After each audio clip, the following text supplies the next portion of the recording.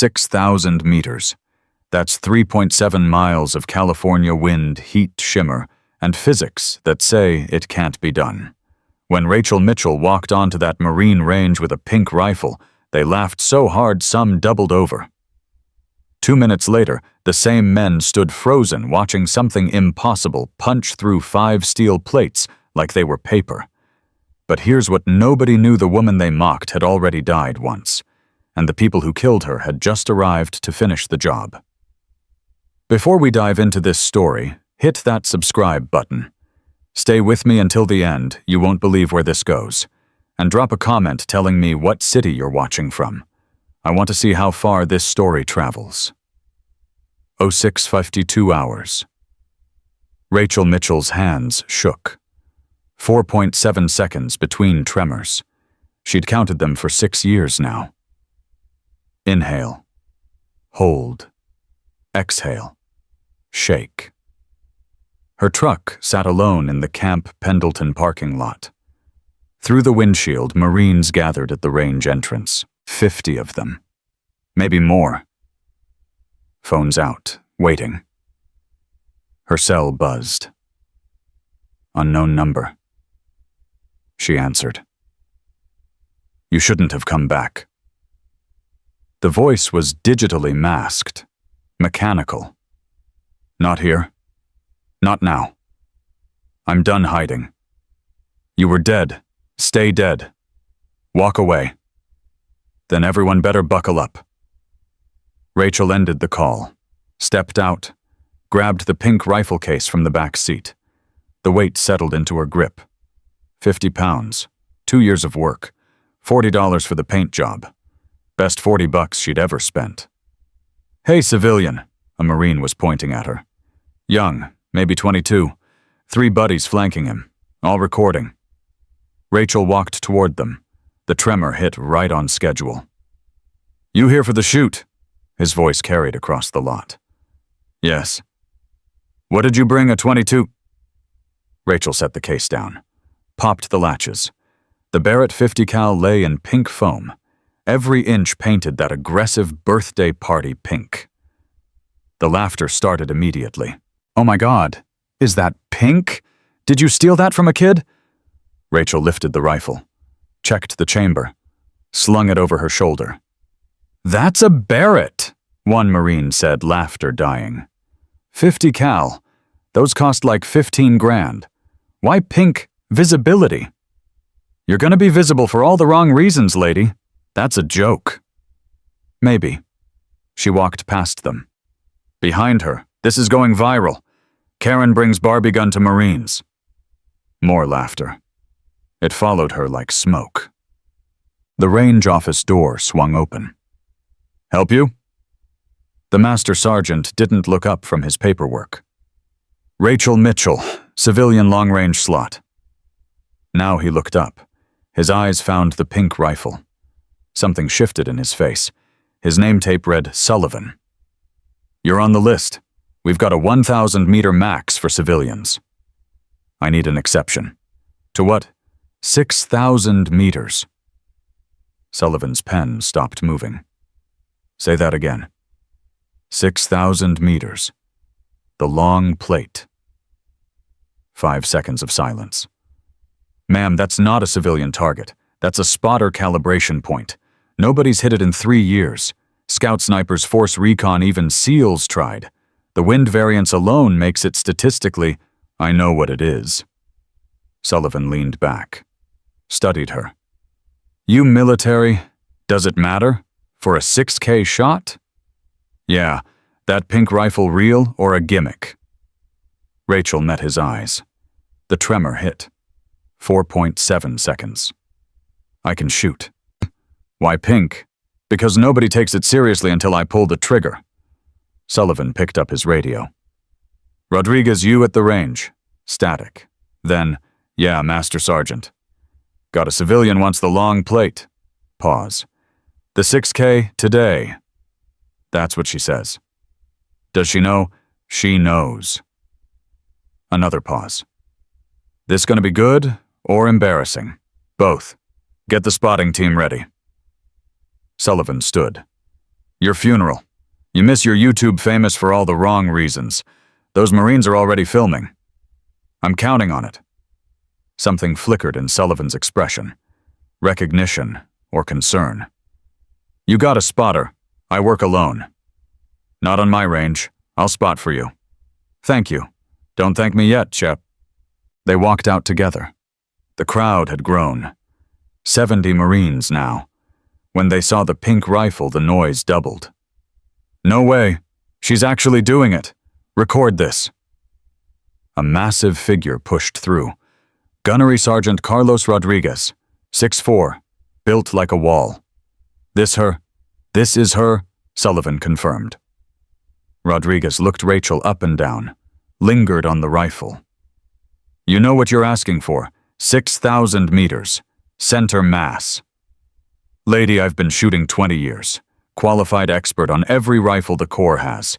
Tried that shot last month with an MK-13 ballistic computer 3-man team. Missed by 18 inches. Then you know it's possible. Rodriguez's jaw tightened. Fine. Let's do this.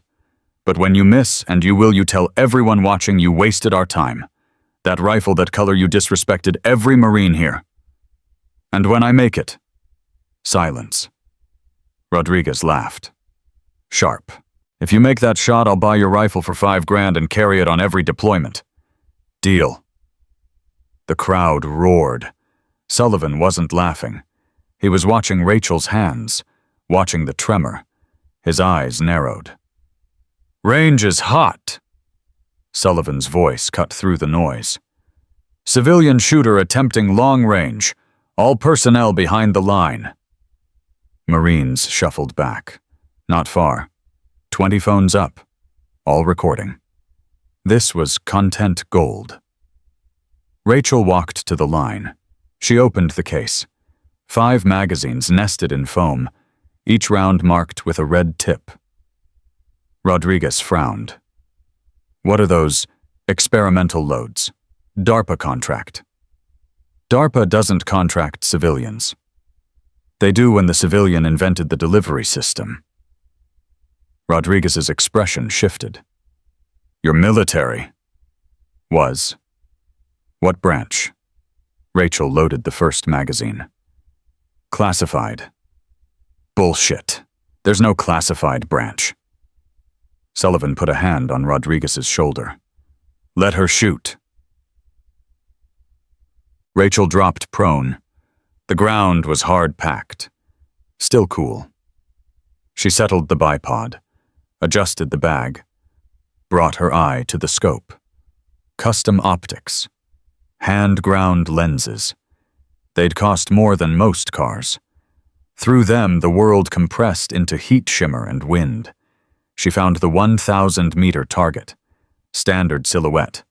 Pockmarked from morning quals. Beyond it, terrain rolled in waves. At 6,000 meters, nothing but haze. Spotter ready? Sullivan settled beside her with a scope.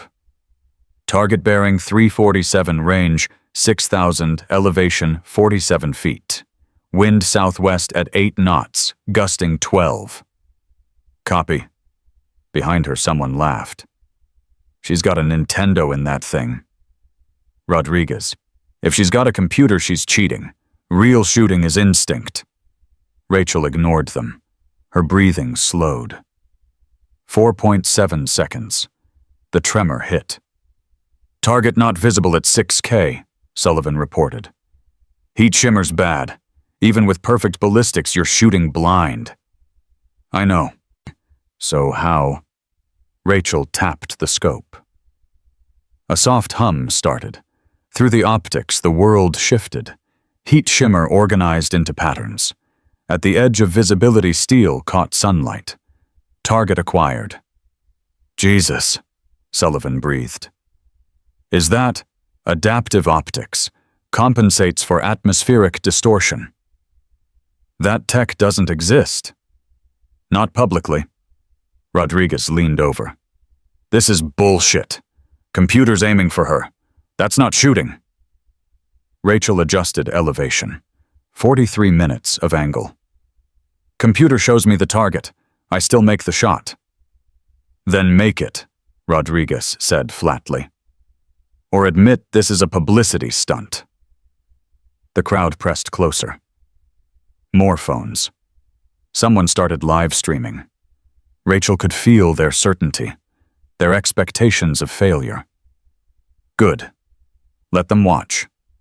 She settled deeper. 50 pounds distributed across her body. Pink paint smooth against her cheek. Windage, Sullivan checked instruments. 4 left variable. Gust pattern every 12 seconds. Next window in 8. Copy. Rachel's finger found the trigger. 2 stage, 3 pounds first stage, 2 more to break. She took the slack out. 4.7 seconds. The tremor hit. 5 seconds to window. She exhaled halfway. Held the rest. The crosshair drifted.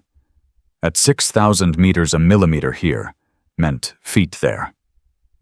3 seconds. The tremor steadied. Between shakes, between heartbeats. The rhythm she'd learned to trust. Window open, Rachel broke the trigger. The rifle pulsed. Low hum. Not a crack. The muzzle brake absorbed 90%.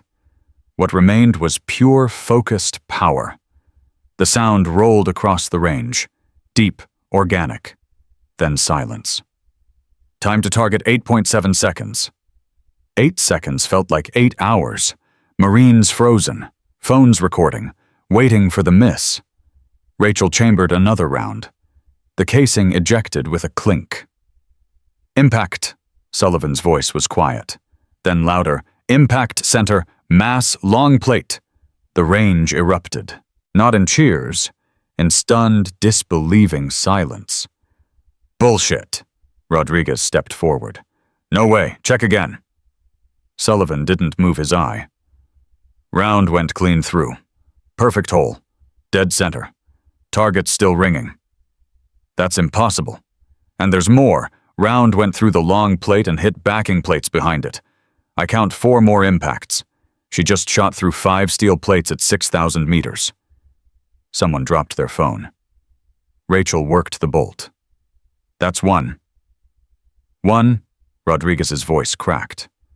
What do you mean 1? I brought 5 rounds. That was 1. She fired again. Same hum, same perfect recoil. 8.7 seconds. Second impact. 2 inches left of first hole. Third shot. Impact. Triangle pattern. Fourth shot. Impact. She's drawing a cross. Fifth shot. Rachel held the trigger down a fraction longer. Dead center, overlapping the first shot. She safed the rifle.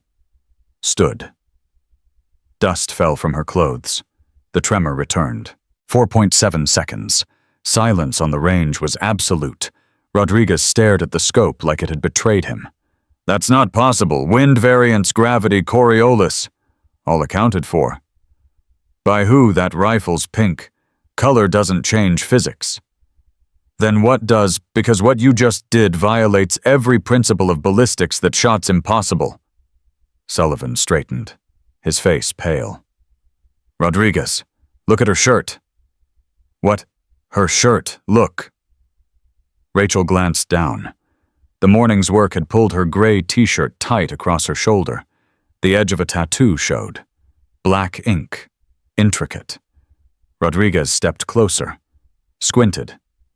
Is that? Sullivan's voice dropped to barely a whisper. That's a Phoenix. And that number's a 7. So, Phoenix 7. Phantom Unit 7. Black Ops Afghanistan 2019. The unit that got wiped out in Kandahar. Handler sold them to the Taliban. The crowd pressed closer. Quieter now. Sensing something shifting. There were no survivors, Sullivan continued. Whole unit declared KIA. 8 operators, burned beyond recognition. Phoenix 7 was... Staff Sergeant Rachel Hawkins, Rachel said, her voice steady. But something had changed in it. Call sign Phantom 7. Specialist in impossible shots and inconvenient truths. Rodriguez backed up a step. Hawkins died. She's on the memorial wall. I know where I'm supposed to be, and I know who put me there. A sound cut through. Low, distant, growing. Rotors. Multiple aircraft. Coming fast from the south. Sullivan's head snapped up. We're not expecting air traffic. 3 black helicopters materialized through the haze. Flying low. Fast. No markings. Rachel's jaw tightened. Faster than I expected. What? Sullivan turned. What are those? Shadow Division, off-books CIA. They handle problems that aren't supposed to exist. Are they here for me and everyone who saw me shoot? Rodriguez's face went white. What are you talking about? Rachel was already moving, breaking down the rifle. I wasn't supposed to survive Kandahar. Someone powerful made sure I died. Me coming here making that shot proving I'm alive, that's a problem. So they send helicopters to a Marine base. They send helicopters wherever they need to. Rachel clicked the case shut. And they don't send them to arrest people, they send them to erase problems. The helicopters were close now, maybe a mile. Figures in the open doors. Armed. Ready. Sullivan grabbed his radio. Base security range 7, unidentified air traffic inbound, possibly hostile. The radio died. Just stopped. All across the range, phones went dark. Tablets shut down. Wind meters flickered and died. EMP, Rachel said. Localized electromagnetic pulse. Killed everything electronic in half a mile. She looked at the Marines. All frozen. Finally understanding. Except my rifle. I built it hardened. Rodriguez found his voice. You brought a war to our range. No. Rachel watched the helicopters descend. I brought the truth. The war was already here. You just didn't know it. The first helicopter touched down 200 meters out. Rotor wash kicked up dust. Armed figures poured out, moving with special operations precision. But not like an arrest team. Like a hit squad. Rachel opened the case one more time. Master Sergeant Sullivan, you said you'd spot for me. That offer still good? Sullivan stared at her. Then at the operators. Then back. What do you need? Get these Marines to cover, then tell me where to shoot. You're going to engage U.S. forces. They're not U.S. forces. Not anymore. They work for whoever pays. Right now, someone's paying them to make sure nobody walks off this range. Rodriguez stepped forward. You expect us to? The first shot rang out. Not from Rachel. From the helicopters. Warning shot. Dust kicked up 10 feet in front of the crowd. The Marines stopped debating. Started moving. Behind the berms, Sullivan was shouting. Combat positions now. The crowd scattered. Marines diving for cover. Rachel dropped back into position. Pink rifle settling into her grip. Through the scope, she counted operators. 14 visible. Probably more in the birds. Suppressed carbines. Body armor. Serious training. The lead operator raised a bullhorn. Rachel Hawkins, you're under arrest for treason, theft of classified material, violation of national security. Stand down immediately. Rachel chambered a red-tipped round, flipped a switch on the stock. The display lit up. Heat signatures. Electronic emissions. Weak points. Sullivan, how many Marines here? 32, including me and Rodriguez. How many armed? 4 Qualday, maybe 10 with live weapons. Rest were observing. That'll do. Rachel centered the crosshair on the lead operator's knee. Not to kill, to incapacitate. Tell them cover and return fire only if fired upon. I'll handle primary. You're one person with a pink rifle. Exactly. Let them keep thinking that. The operators advanced, weapons raised. 200 meters, 150 meters. Rachel took a breath. 4.7 seconds. The tremor steadied. She fired. The round hit the knee. Surgical. He went down screaming. But the round didn't exit. It released a localized pulse. His radio sparked, dead. Optics dead. Weapon systems dead. Alive, but combat ineffective. What the hell? Rodriguez stared. Rachel worked the bolt. EMP rounds. Each one kills electronics in 3 meters. Non-lethal to humans, lethal to equipment. Second shot. Another operator's rifle sparked. Died in his hands. Third shot. Helmet camera exploded in sparks. Now the operators understood. Under fire. But couldn't figure out from where. Their thermal optics useless. The EMP rounds had created electronic dead space. Return fire sector northeast. Rounds impacted the berms, kicking dirt. The armed Marines began returning fire. Suppressive volleys. Rachel moved positions, carrying the pink rifle. In the chaos and dust, the bright color helped her blend. So absurd, nobody looked twice. She found a new angle. Dropped prone. Through the scope, the helicopters were repositioning. Pilots gesturing frantically. Instrument panels dead. Fourth shot. Led helicopter's tail rotor assembly. The round punched through mechanical linkage, detonated its pulse. Not enough to crash. Enough to make it unflyable. The bird settled hard. Pilot wrestling dead controls. She's grounding air support, Sullivan was spotting again. Target the second bird. Negative. We ground them. They're trapped with us. Need them mobile but ineffective. Fifth shot. Second helicopter's main rotor shaft. Same result. Unflyable but intact. The operators were regrouping, falling back toward disabled aircraft. 30% casualties. Not a single effective hit.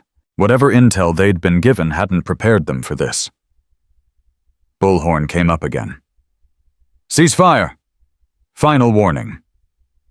Rachel adjusted position, centered the crosshair on the bullhorn itself. No, this is yours. She fired. The bullhorn exploded in the operator's hands, took his tactical gloves, radio headset, all of it. Fall back, operators retreating, dragging wounded. We need reinforcement, but their radios were dead, satellite uplinks fried. The EMP had created electronic blackout so complete they might as well be fighting with muskets. 10 minutes after it started, the firefight ended. 14 operators sat on the ground, hands visible, weapons disassembled, useless. Not a single Marine casualty, not a single fatal wound. Just a pink rifle and a woman with trembling hands. Sullivan approached carefully. Rifle ready. They're down. What now? Now we wait for the real cavalry, the ones who'll ask questions before shooting. Rodriguez limped over, dust covering his uniform. Face pale. I don't even know what that was. That was what happens when you judge someone by their rifle's paint job. Rachel looked at the Marines emerging from cover. Phones dead. Memories alive. And what happens when someone who's supposed to be dead decides she's tired of staying quiet? In the distance, more helicopters approached. These with proper markings, proper authorization. Sullivan saw them. Exhaled. Military police. They'll sort this. Will they? Rachel set the rifle down. Or will they classify this and bury it deeper? Not this time. Too many witnesses. Too many Marines saw what you did. They can't classify 32 people. Rodriguez stared at the pink rifle like seeing it for the first time. You really were Phantom 7. I really was. And they really tried to kill you. Multiple times. This is just the first time they failed publicly. Why the pink rifle? Really, Rachel smiled. Small, tired, genuine. Because when I disappeared, when they burned me and left me for dead, they took everything. My name, my service record, my honor, everything except the knowledge in my head. She looked at the disabled helicopters, the captured operators, the Marines who'd gone from laughing to fighting beside her. So when I rebuilt, I made something they'd never expect, something they'd mock, something that would make them underestimate me one more time. The pink rifle isn't a joke. It's a middle finger to everyone who tried to erase me. It says I'm here, I'm loud, and I'm exactly as dangerous as I've always been. She paused. You just weren't paying attention. The military police helicopters were landing. Officers jumping out, taking in the scene with obvious confusion. Sullivan straightened his uniform. This is going to be a long debrief. Yes, Rachel agreed. But for the first time in 6 years, I get to tell my story. Not as a ghost, not as a classified footnote. As Rachel Mitchell, formerly Staff Sergeant Hawkins, Phantom 7. Who survived? Who came back? And who just proved that the deadliest weapon on any battlefield isn't the one you take seriously. She picked up the pink rifle, felt its weight, its balance, its impossible story written in bright, mocking color. Rodriguez extended his hand. I owe you $5,000. Rachel shook it. Keep it. Buy yourself a tattoo instead. Of what? Something to remind you never judge a warrior by the color of their weapon. Military police were surrounding them now. Questions starting. But Rachel wasn't afraid anymore. The tremor hit. 4.7 seconds. Right on schedule. She'd learned long ago that weakness wasn't what broke you. It was the rhythm that made you unstoppable. And today, 32 Marines had learned the same lesson, the hard way. The military police captain's name was Hendricks, 30-something, clean uniform, eyes that had seen combat, but not like this. He stood 10 feet from Rachel, hand resting on his sidearm. Ma'am, I need you to set down the weapon. Rachel didn't move. The pink rifle lay across her lap. Her hands steady now. No tremor. Captain, do you know who those men are? She nodded toward the captured operators. That's what we're here to determine. They're Shadow Division, CIA off-books unit. They came here to kill witnesses. Hendricks glanced at Sullivan. Master Sergeant, Sullivan stepped forward. Everything she said is true. They opened fire first. We have 32 Marines who'll testify to that. Testify to what exactly? That Rachel Mitchell, formerly Staff Sergeant Rachel Hawkins, Phantom 7, made a 6,000-meter shot that shouldn't be possible. And 10 minutes later, an unmarked hit team showed up to erase everyone who saw it. Hendricks's expression didn't change, but his hand moved away from his weapon. Phantom 7 died in Kandahar, 2019. I was supposed to, Rachel said quietly. Someone made sure the paperwork said I did. Who? That's what I'm here to prove. One of the captured operators tried to stand. An MP pushed him back down. These men need medical attention, the operator said. And lawyers, you're violating. Shut up! Hendricks didn't even look at him. He kept his eyes on Rachel. How many rounds you fire? 14 total, 5 at the long plate, 9 during the firefight. Any fatalities? No. Intentional? Yes. Hendricks nodded slowly. You could have killed them. I could have killed them from a mile away. I chose not to. Rodriguez limped forward, blood on his sleeve from a ricochet graze.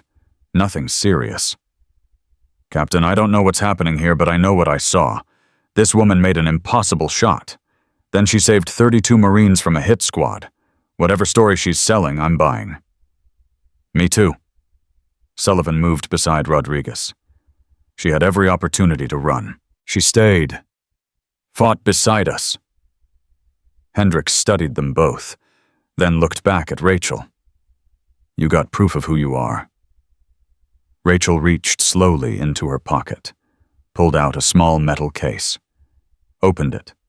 Inside a dog tag, tarnished, burned at the edges. Rachel Hawkins, Staff Sergeant, Service Number 5847-2193-7742, blood type O positive. She held it out. This was cut off my body in Kandahar. I dug it out of the ashes 6 months later. Hendricks took the tag, examined it. His jaw tightened. This is real. Everything I'm telling you is real. Then why come back now? Why here? Why make yourself a target? Because I'm tired of being dead, and because the person who killed me is about to do it again to someone else. Who? I can't tell you. Not yet. Not until I know who I can trust. Hendricks handed back the tag. That's not how this works. It is today. One of the MPs approached. Young. Nervous. Captain, we've got a problem. These operators have no identification. No dog tags. No unit patches. Weapons are unmarked. Even their tattoos have been lasered off. Hendricks turned. Say that again. They're ghosts, sir. Completely sanitized. Whoever sent them didn't want them traced. The lead operator, the one whose bullhorn Rachel had shot, finally spoke. We're not talking without counsel. You'll talk when I tell you to talk, Hendricks snapped. Then to his MPs. Secure them. Separate trucks. No communication. And get me a direct line to Quantico. I want forensics here within the hour. Yes, sir. As the MPs moved to comply, more helicopters appeared on the horizon. These were different, sleeker, faster. Sullivan saw them first. Captain, we've got more incoming. Hendricks raised his binoculars, swore under his breath. Those are State Department birds. Rachel stood slowly, the pink rifle in her hands. No, those are his. Whose? The man who sold my unit. The man who's been trying to kill me for 6 years. The helicopters were close now, 3 of them, slowing to land. Rodriguez moved beside Rachel. How many more you got? More what? EMP rounds. Rachel checked the magazine. None. I'm empty. Then we've got a problem. No. Rachel's voice was calm. Too calm. We've got leverage. She walked toward the landing helicopters. Sullivan and Rodriguez moved with her. Hendricks hesitated, then followed. The birds touched down. Rotor wash kicked dust across the range. From the lead helicopter, a man emerged. 60. Gray hair. Expensive suit under a tactical vest. Moving like he owned the ground he walked on. Rachel recognized him immediately. Marcus Bishop. Former CIA station chief. Current deputy director of covert operations. The man who'd sold Phantom Unit 7 to the Taliban for $3 million and a guarantee of safe passage through Kandahar province. Bishop walked toward them. 2 armed contractors flanked him. He stopped 10 feet away. Looked at Rachel. No recognition in his eyes. Captain Hendricks, I'm Deputy Director Marcus Bishop, CIA. I'm here to take custody of these men and all evidence related to today's incident. On what authority? Bishop pulled out credentials, handed them over. Hendricks examined them. His face went pale. These are signed by the Director of National Intelligence. They are. This incident falls under national security protocols. All evidence, all witnesses, all recordings classified as of this moment. Captain? Rachel's voice cut through. Don't give him anything." Bishop's eyes finally focused on her. Really looked. Something flickered. Confusion. Then recognition. Then fear. "You," he breathed. "Hello, Marcus." Bishop's hand moved toward his contractor, stopped. Too many witnesses. "You're supposed to be dead." "I was. You made sure of that. Burned the bodies beyond recognition. Paid off the coroner. Filed the reports yourself." "I don't know what you're talking about." "Kandahar, September 17th, 2019. You sold us to Hakim al-Rashid for $3 million. Gave him our coordinates, our patrol route, our extraction point. Told him exactly when we'd be vulnerable." Bishop's face was stone. "That's classified information." "It's the truth." "You have proof of these accusations." Rachel smiled. Cold. "I brought 5 EMP rounds to this range. You know how many I fired? I don't. 9. I fired 9 rounds total. Where do you think the other 4 went?" "Marcus." Bishop's jaw tightened. "You're bluffing." "Am I? Should we check your office in Langley? Maybe your personal safe in Alexandria? Or maybe your offshore account records in the Caymans?" Bishop's contractors shifted, hands moving toward weapons. Rodriguez and Sullivan raised their rifles. Hendricks stepped between them. "Everyone stand down, now." "Captain, this woman is a fugitive," Bishop said. "She's wanted for desertion, theft of classified material, and treason. I have orders to bring her in." "Do you have orders to murder 32 Marines?" Sullivan's voice was hard. "Because that's what your hit team tried to do." "I have no knowledge of any hit team." "Then why are you here 10 minutes after they failed?"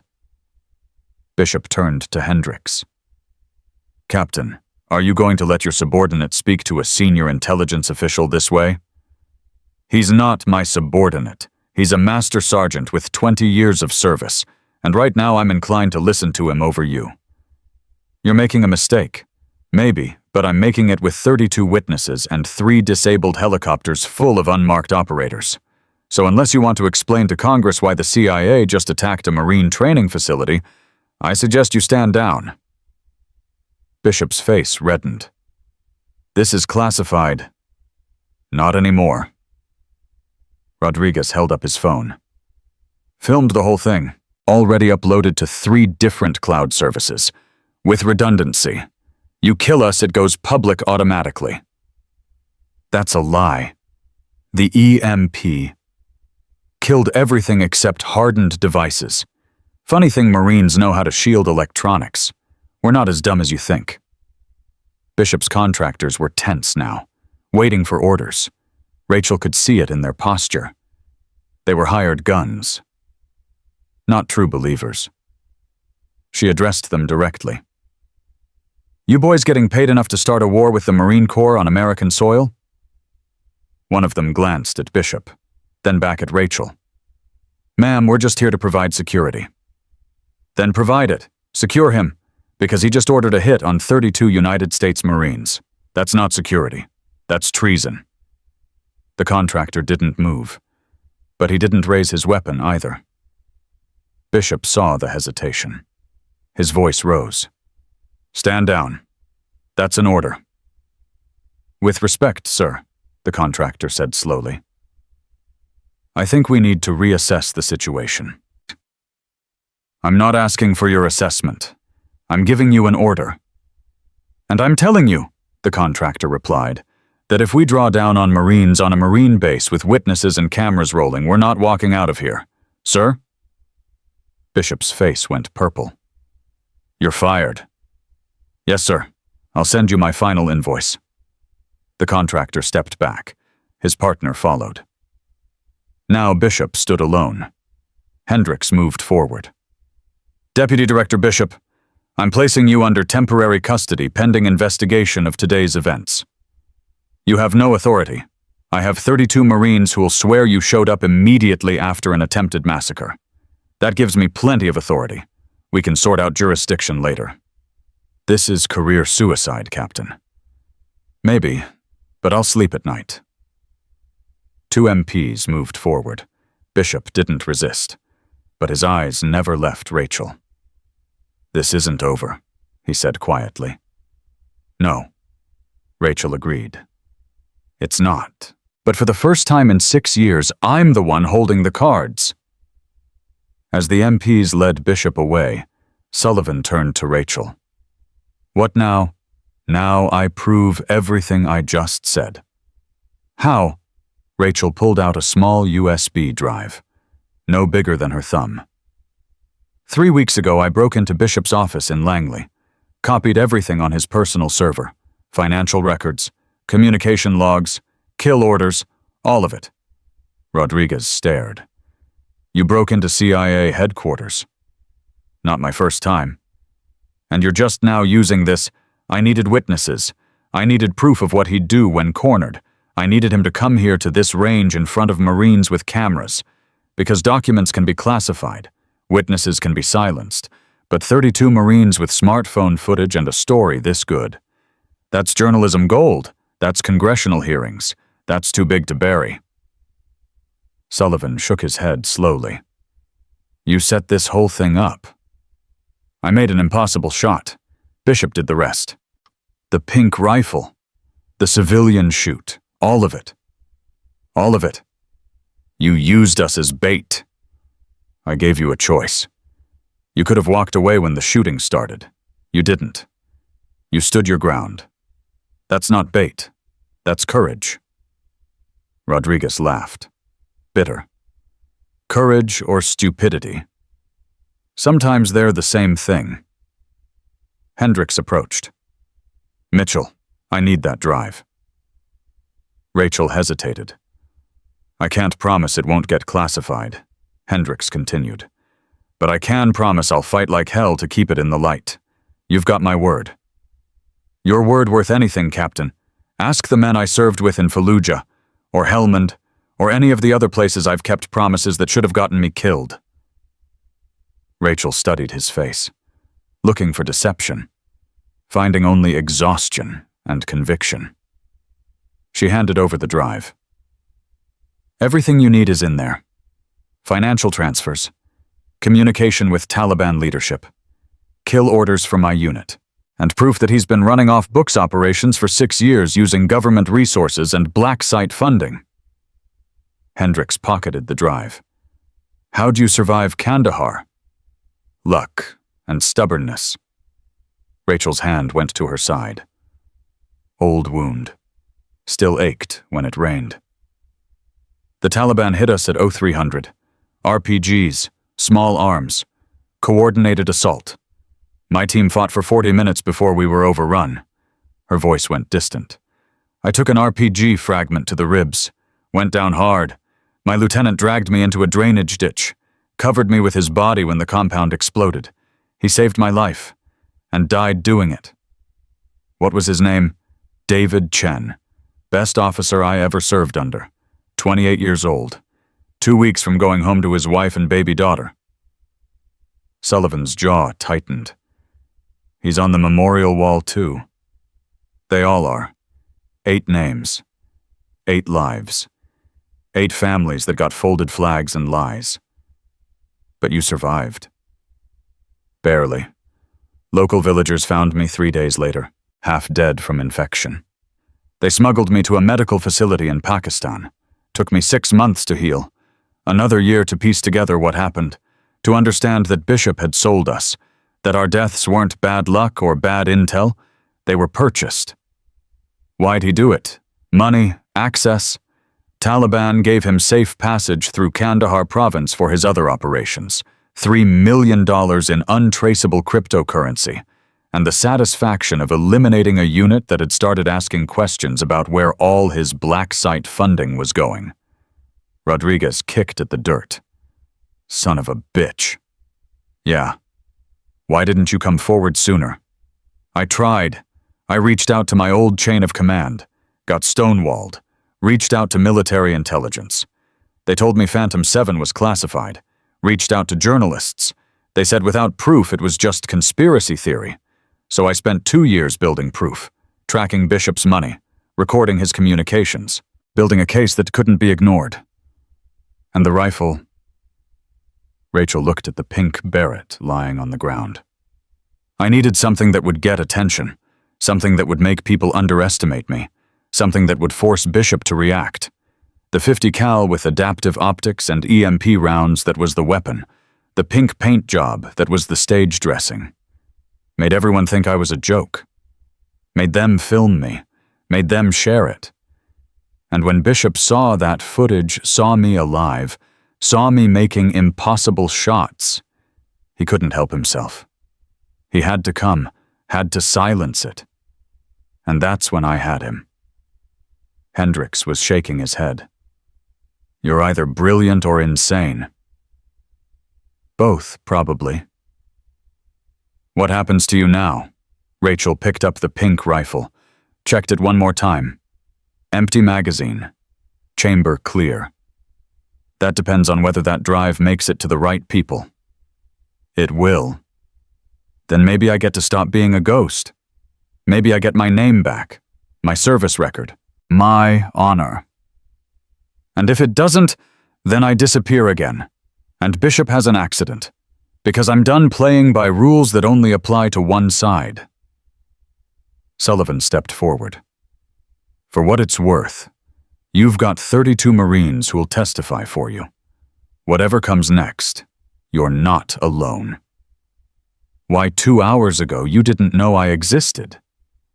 2 hours ago, I watched a woman with a pink rifle do the impossible. Then I watched her fight beside us instead of running. That's enough. Rodriguez extended his hand again. Still owe you $5,000 for that rifle. Rachel shook it. Keep your money. Buy drinks for your Marines. They earned it. What about you? What do you need? Rachel looked across the range. At the disabled helicopters, the captured operators, the MPs securing evidence, the Marines still processing what they'd witnessed. Time, she said quietly. Just time to figure out who I am now that I'm not dead anymore. Hendrix's radio crackled. Captain Forensics team is landing, and we've got a problem. Media's picking up the story. Someone leaked smartphone footage. It's already on Twitter. #PinkRifleMarine. Hendricks swore. How much footage? Everything. The shot, the firefight, Bishop's arrival, all of it. Can we contain it? Sir, it's got 2 million views in the last 20 minutes. We can't contain this. It's everywhere. Rachel smiled. Not triumphant. Just tired. Good. Good. Hendricks stared at her. You wanted this public. I wanted witnesses. I got the whole internet. Now Bishop can't make me disappear. Can't classify this. Can't bury it. The story's out. The questions are being asked, and someone's going to have to answer them. Rodriguez pulled out his phone, scrolled through Twitter. His eyes widened. Jesus. Woman makes impossible shot, then fights off CIA hit squad. This is everywhere. CNN's picking it up. Fox, MSNBC, even foreign press. Let it spread, Rachel said. Let people see what happens when you refuse to stay buried. Sullivan was reading over Rodriguez's shoulder. There's already conspiracy theories. Some people saying it's fake, others saying you're a Russian agent, others saying you're a hero. Don't care what they say, just care that they're talking, because now Bishop has to respond, and every response digs him deeper. Hendrix's radio crackled again. Captain, we've got congressional staffers calling. They want statements. They want access to witnesses. Sir, this is turning into a political firestorm. Understood. Set up a press conference for 1800 hours. Full debrief with voluntary witnesses only. No classified material discussed. This is a domestic security incident on a military installation. By the book. Yes, sir. Hendricks turned to Rachel. You want to make a statement? No, I want to disappear until the drive's contents go public. Then I'll make all the statements they want. Where will you go? Better if you don't know. You're not under arrest, but you're a material witness. I can't just let you leave. Rachel slung the pink rifle over her shoulder. You can't stop me either. I just fought off a CIA hit squad captain. Your MPs aren't going to slow me down. That a threat? That's reality. But I'm not running. I'm going to ground until I know Bishop's in custody, and that drive's in the right hands. Then I'll come back. You've got my word. Your word worth anything, Rachel smiled. Ask the 8 Marines who died trusting it, or the 32 who just fought beside me, or the woman who spent 6 years crawling out of hell to tell the truth. Yeah, Captain, my word's worth something. Hendricks studied her for a long moment, then stepped aside. Go. But Mitchell, don't make me regret this. I'll try not to. Rachel started walking toward the parking lot, toward her truck. Sullivan called after her. Where will you go? Somewhere Bishop won't think to look. Where's that? His daughter's house. She's been helping me for 6 months. She's the one who got me the access codes to his office. Turns out dear old Dad's sins caught up with his family. Rodriguez laughed. His own daughter sold him out. She's a social worker in Baltimore, spends her days helping refugees. When she found out what her father did, what he really did, she wanted justice as much as I did. That's cold. That's karma. Rachel reached her truck, opened the door, paused. She looked back at the range, at the Marines gathering, at the evidence being collected, at the story being written in real time by 2 million people on social media. 6 years ago, she'd died in Kandahar, burned, erased, forgotten. Today, she'd been reborn on a California firing range, with a pink rifle and a truth that couldn't be buried anymore. She climbed into the truck, the rifle laid across the passenger seat. Her hands found the steering wheel. The tremor hit. 4.7 seconds. But this time she smiled, because weakness wasn't what broke you. It was the rhythm that kept you alive. Rachel started the engine and drove away from Camp Pendleton, drove toward Baltimore, toward testimony, toward whatever came next. Behind her, the story was already spreading, mutating, growing, becoming something bigger than one woman with a pink rifle, becoming a reckoning. And Marcus Bishop sitting in an MP vehicle with zip ties on his wrists and his career crumbling around him could only watch as everything he'd built came apart. All because he'd underestimated a dead woman who refused to stay buried. All because he'd never learned the lesson 32 Marines had just learned the hard way.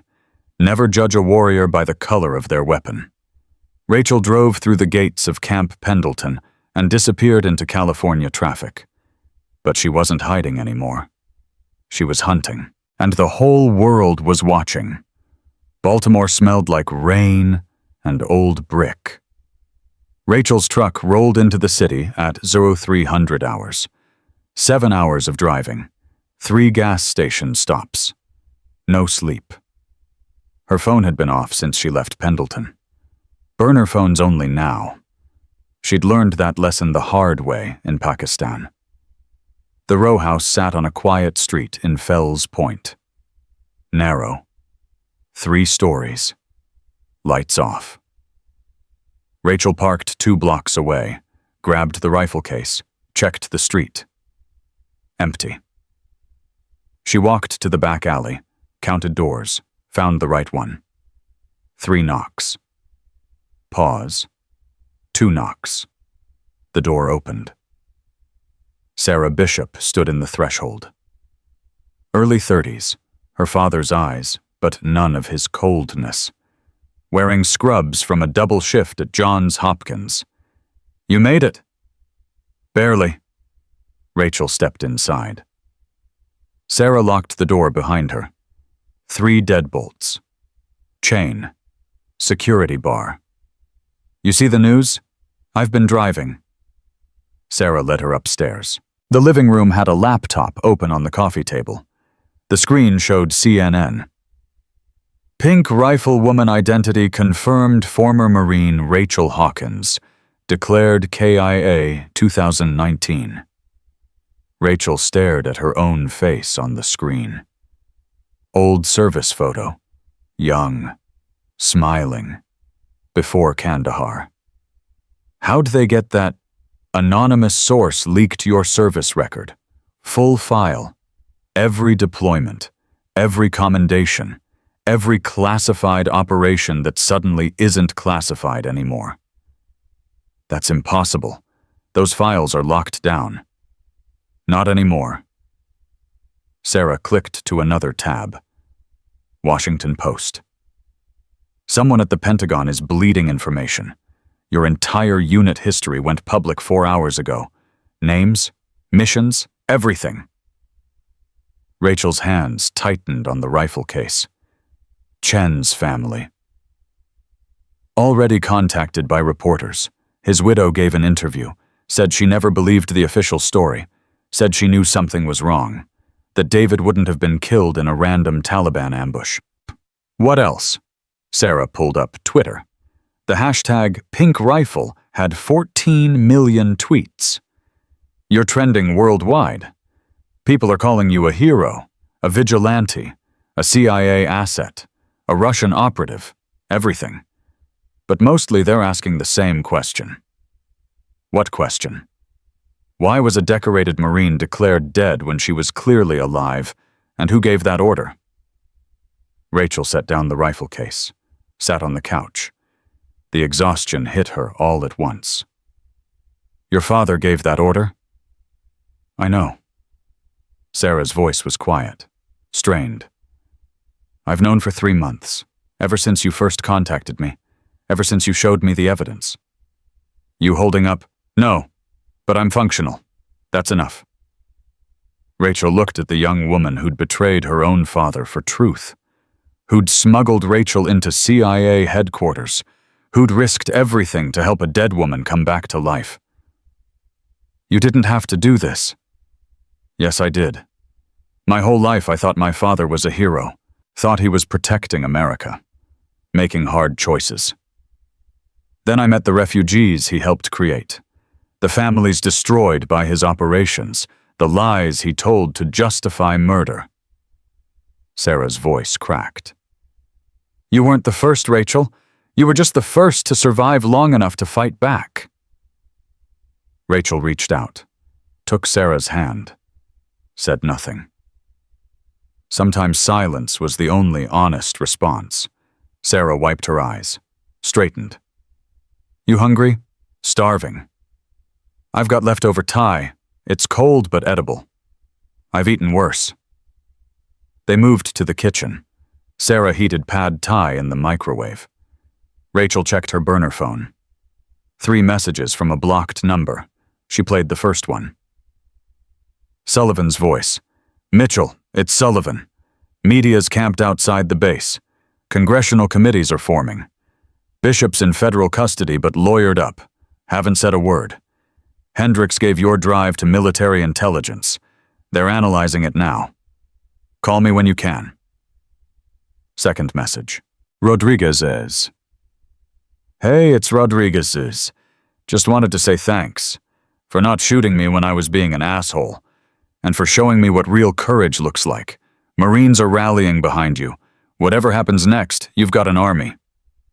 Third message. Unknown voice. Female. Professional. Ms. Hawkins, my name is Jennifer Moss. I'm an investigative journalist with ProPublica. I've been tracking CIA black operations for 6 years. I know what happened to Phantom 7. I know what Marcus Bishop did. And I want to help you tell your story. The real story. Please call me. Rachel deleted all 3 messages. Sarah handed her a plate. You're not calling them back. Not yet. Not until I know how deep this goes. What do you mean? Bishop didn't operate alone. Someone above him approved his operations. Someone funded them. Someone buried the investigation when Phantom 7 died. I need to know who before I go public with everything. You think someone in the administration, I think someone high enough to make 8 Marine deaths disappear without a trace. That's not middle management. That's top-level clearance. Sarah's face went pale.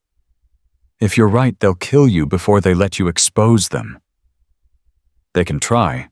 They've been trying for 6 years. This is different. Before you were a ghost. Now you're famous. You can't disappear anymore. Good. Famous means witnesses. Famous means cameras. Famous means they have to be careful. Or desperate. Rachel ate cold pad thai. Tasted like cardboard. She forced it down anyway. Fuel was fuel. Her burner phone rang. Unknown number. She answered. Yeah. Rachel Hawkins. The voice was male. Older. Authoritative. Who's asking? General Patricia Morrison. I'm the commanding officer of Marine Corps Intelligence, and I need to speak with you immediately. Rachel's jaw tightened. Morrison. She knew that name. 2-star general, Afghanistan veteran, Afghanistan. Congressional favorite. Clean record. Too clean. How'd you get this number? I have resources you can't imagine. Can we meet? Why?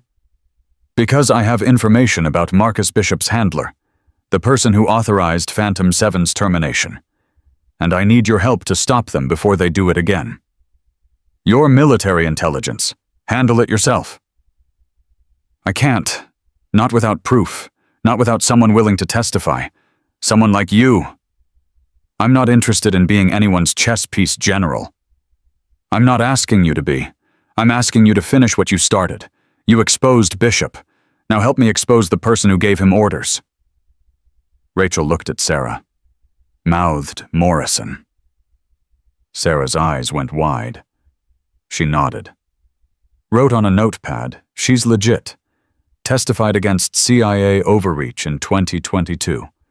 Almost lost her career. Rachel made a decision. When and where? Tomorrow. 1200 hours, Lincoln Memorial, East Steps. Come alone. I don't do alone anymore.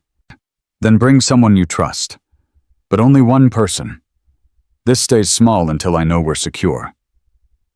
How do I know this isn't a setup? You don't. But ask yourself this: if I wanted you dead, would I call first? Morrison hung up. Rachel set down the phone. She wants to meet. Are you going? Yeah. That's insane. It could be a trap. Could be. But if she's telling the truth, this is bigger than Bishop. Bigger than me. This is about stopping it from happening again. Or it's about silencing the one person who can prove what happened. That's why you're coming with me. Sarah froze. What? Morrison said, bring someone I trust. That's you. You know the system.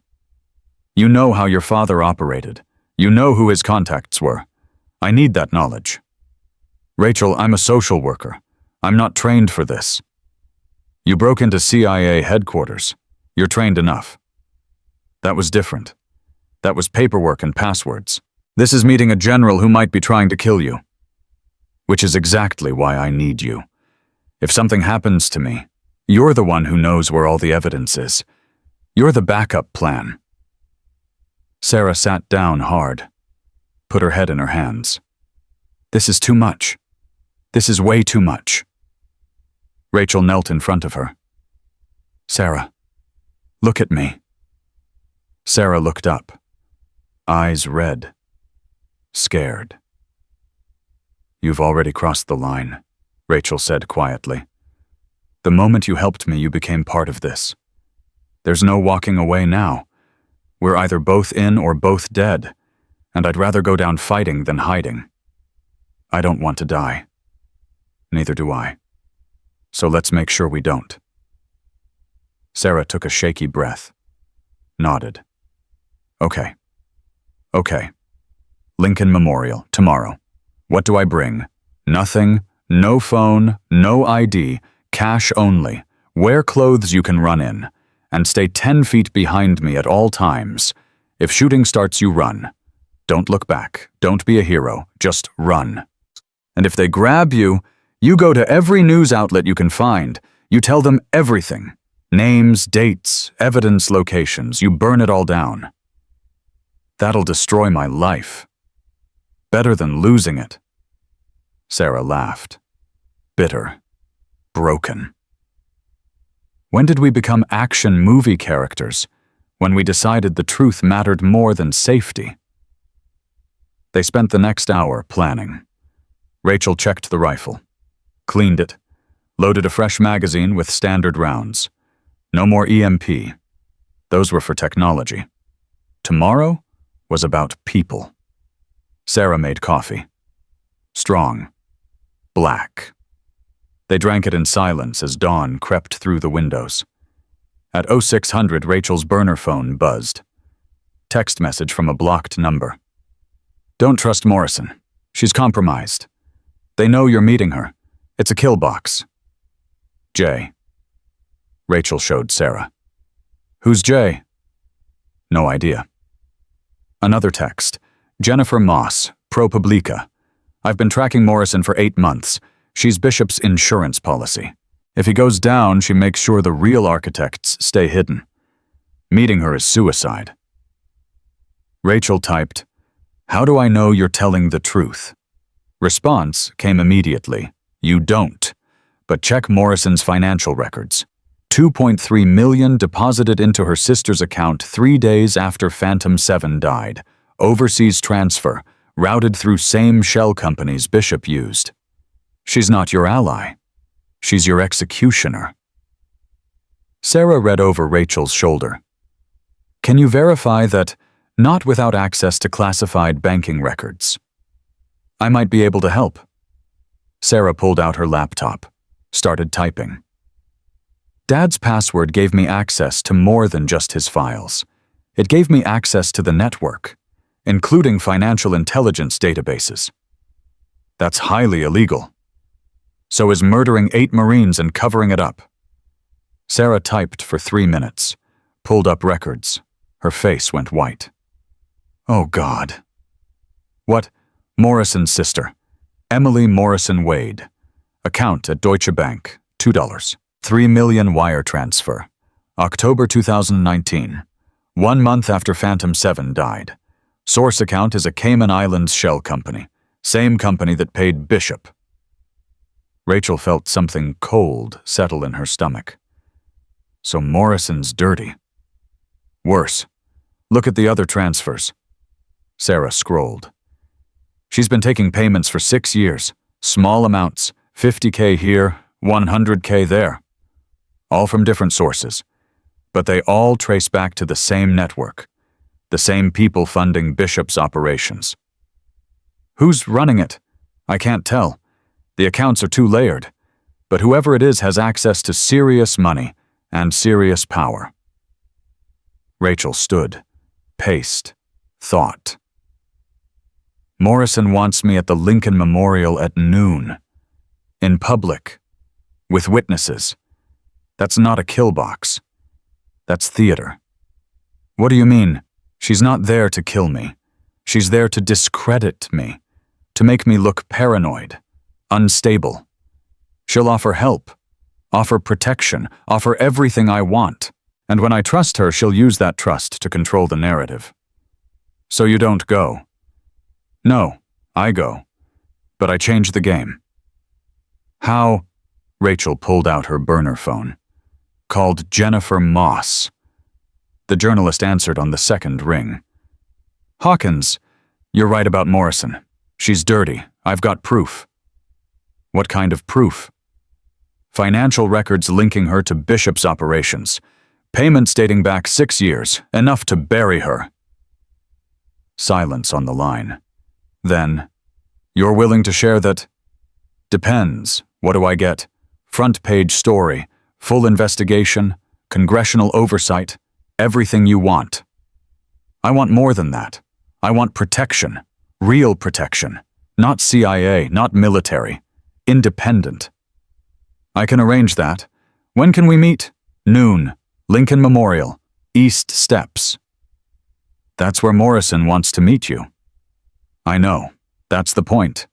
You bring cameras. You bring backup journalists. You bring everyone. Make it public. Make it loud. Make it impossible to disappear me. You're using yourself as bait. I'm using myself as insurance. Morrison shows up expecting a quiet meeting. She gets a press conference. She either has to go through with her play in front of cameras or walk away and prove she's scared. Either way, we win. This is dangerous. Everything's dangerous now. At least this way I control the danger.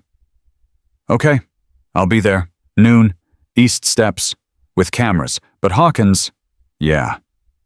If this goes sideways, I can't protect you. I'm a journalist, not a bodyguard. Just record everything. That's protection enough. Rachel hung up. Sarah was staring at her. You're insane. Probably, but I'm also running out of options. Bishop's in custody but not talking. His network is still active. Morrison's trying to clean up loose ends. And somewhere above her, someone's pulling strings. I need to force them into the light. Make them react. Make them make mistakes. By making yourself a target. I've been a target for 6 years. At least now I'm choosing the battlefield. They spent the morning preparing. Rachel field stripped the rifle one more time, checked every component, reassembled it. Sarah packed a go bag. Cash, burner phones, fake IDs Rachel had made in Pakistan, flash drives with encrypted copies of all their evidence. At 1100, they left the row house. The drive to DC took 40 minutes. Traffic was light. Rachel kept checking mirrors. No tails, no surveillance. Either they weren't being followed, or the people following them were too good to spot. She wasn't sure which was worse. They parked 3 blocks from the Lincoln Memorial. Rachel left the rifle in the truck. Too obvious. Instead, she carried a Glock 19 in a shoulder holster under her jacket. Concealed. Legal? Deadly. Sarah walked 10 feet behind, hands in pockets, eyes down, trying to look invisible. At 11:45, they reached the East Steps. The memorial loomed above them. Tourists everywhere. School groups, foreign visitors, families taking photos. Perfect cover. Too many witnesses for a clean hit. Rachel found a spot halfway up the steps, sat down, waited. Sarah positioned herself 20 feet away, pretending to read a book on her phone. At 11:50, Jennifer Moss arrived. Early 40s. Sharp suit. Camera crew with her. 3 people. Professional gear. She saw Rachel, approached carefully. Hawkins, Moss. You ready for this? Are you? I've been waiting 6 years for this story. I'm ready. Jennifer signaled her crew. They set up at a discreet distance. Cameras rolling but not obvious. At 1200 exactly, General Patricia Morrison appeared. She wore civilian clothes, jeans, leather jacket, trying to blend in. Failing. 2 men flanked her. Plain clothes. Military bearing. Security. Morrison saw Rachel. Walked up the steps. Stopped 10 feet away. Ms. Hawkins, thank you for coming. General, interesting choice of wardrobe. I'm off duty. This is a private conversation. Is it? Rachel nodded toward Jennifer and her crew. Because I invited some friends. Morrison's face went rigid. She saw the cameras. Saw Jennifer. This was supposed to be confidential. Nothing's confidential anymore, General. Not after what happened at Pendleton. You wanted to talk about Bishop's handler? Let's talk. Right here. Right now. In front of witnesses. Morrison's security detail shifted. Hands moving inside jackets. Jennifer's crew moved closer. Cameras obvious now. Recording everything. Tourists started noticing. Phones coming up. This was about to become a scene. Morrison forced a smile. Professional. Cold. Ms. Hawkins, I think you misunderstood my intentions. I'm here to help you. Really? Is that why you received $2.3 million 1 month after my unit died? Is that helping? The tourists went silent. Everyone was recording now. Morrison's smile never wavered. I don't know what you're talking about. Deutsche Bank. Account number 7749382. Your sister's name. Wire transfer from a Cayman shell company. Same company that paid Marcus Bishop. Want me to keep going?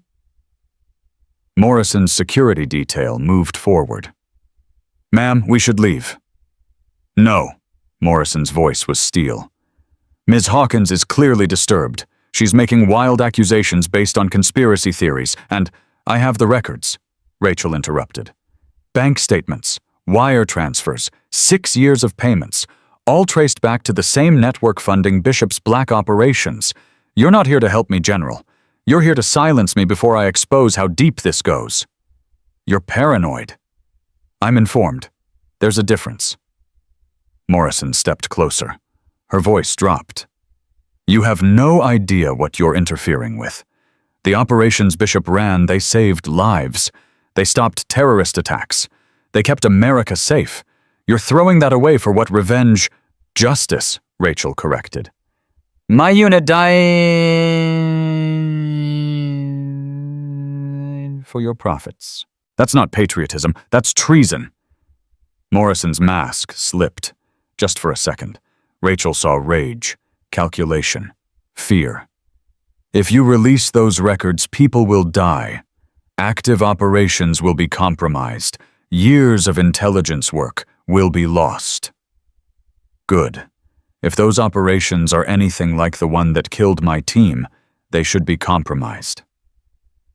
Morrison turned to Jennifer.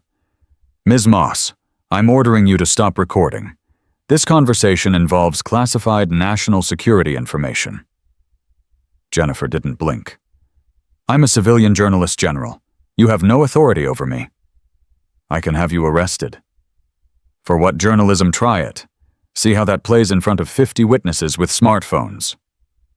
Morrison looked around, realized she'd lost control of the situation. This isn't over, Hawkins. No, Rachel agreed. It's not. But now it's public. Now people are watching. Now you can't make me disappear without answering questions. That's checkmate, General. You just don't know it yet. Morrison turned and walked away. Her security detail followed. The crowd stood silent, processing what they'd just witnessed. Then phones started uploading. Tweets started flying. Within minutes, the confrontation was spreading across social media. Jennifer approached Rachel. That was incredible.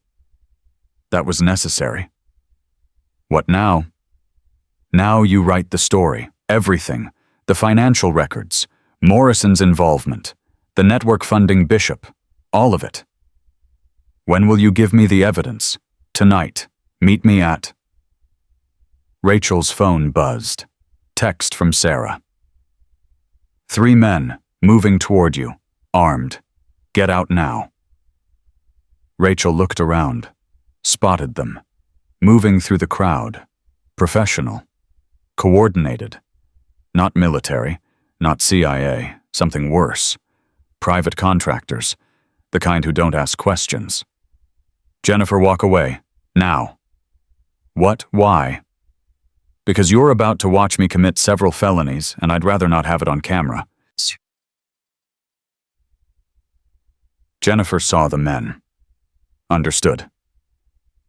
Jesus. Okay. Meet me at the ProPublica office. 8 p.m. Don't be late. She grabbed her crew and disappeared into the crowd. The contractors were closing in. 20 feet. 15. Sarah appeared at Rachel's side. Back entrance. Through the memorial. Now. They moved fast. Up the steps. Into the memorial itself. The contractors followed. Rachel's hand found her Glock. Drew it. Kept it low. Hidden. They reached the far side of the memorial. Service entrance. Locked. Sarah pulled out a lockpick set. Started working. The contractors emerged behind them. Hands inside jackets. Ms. Hawkins, come with us. Nobody needs to get hurt. Who sent you? That's not your concern. It is when you're about to die for them. The lead contractor laughed. You're one woman with a pistol. We're 3 professionals with backup. How do you think this ends? Badly, for you. Sarah got the door open. Go! Rachel backed through, kept the Glock trained on the contractors. They followed. Inside the memorial service area. Dark. Narrow hallways. Service equipment. Bad place for a firefight. Perfect place for an ambush. Rachel moved fast. Sarah right behind her. The contractors followed at a distance. Professional. Careful. They knew Rachel was dangerous. Rachel found what she was looking for. Fire alarm. Pulled it. Sirens erupted. Sprinklers activated. The entire memorial went into evacuation mode. Tourists streaming out. Park rangers rushing in. Chaos.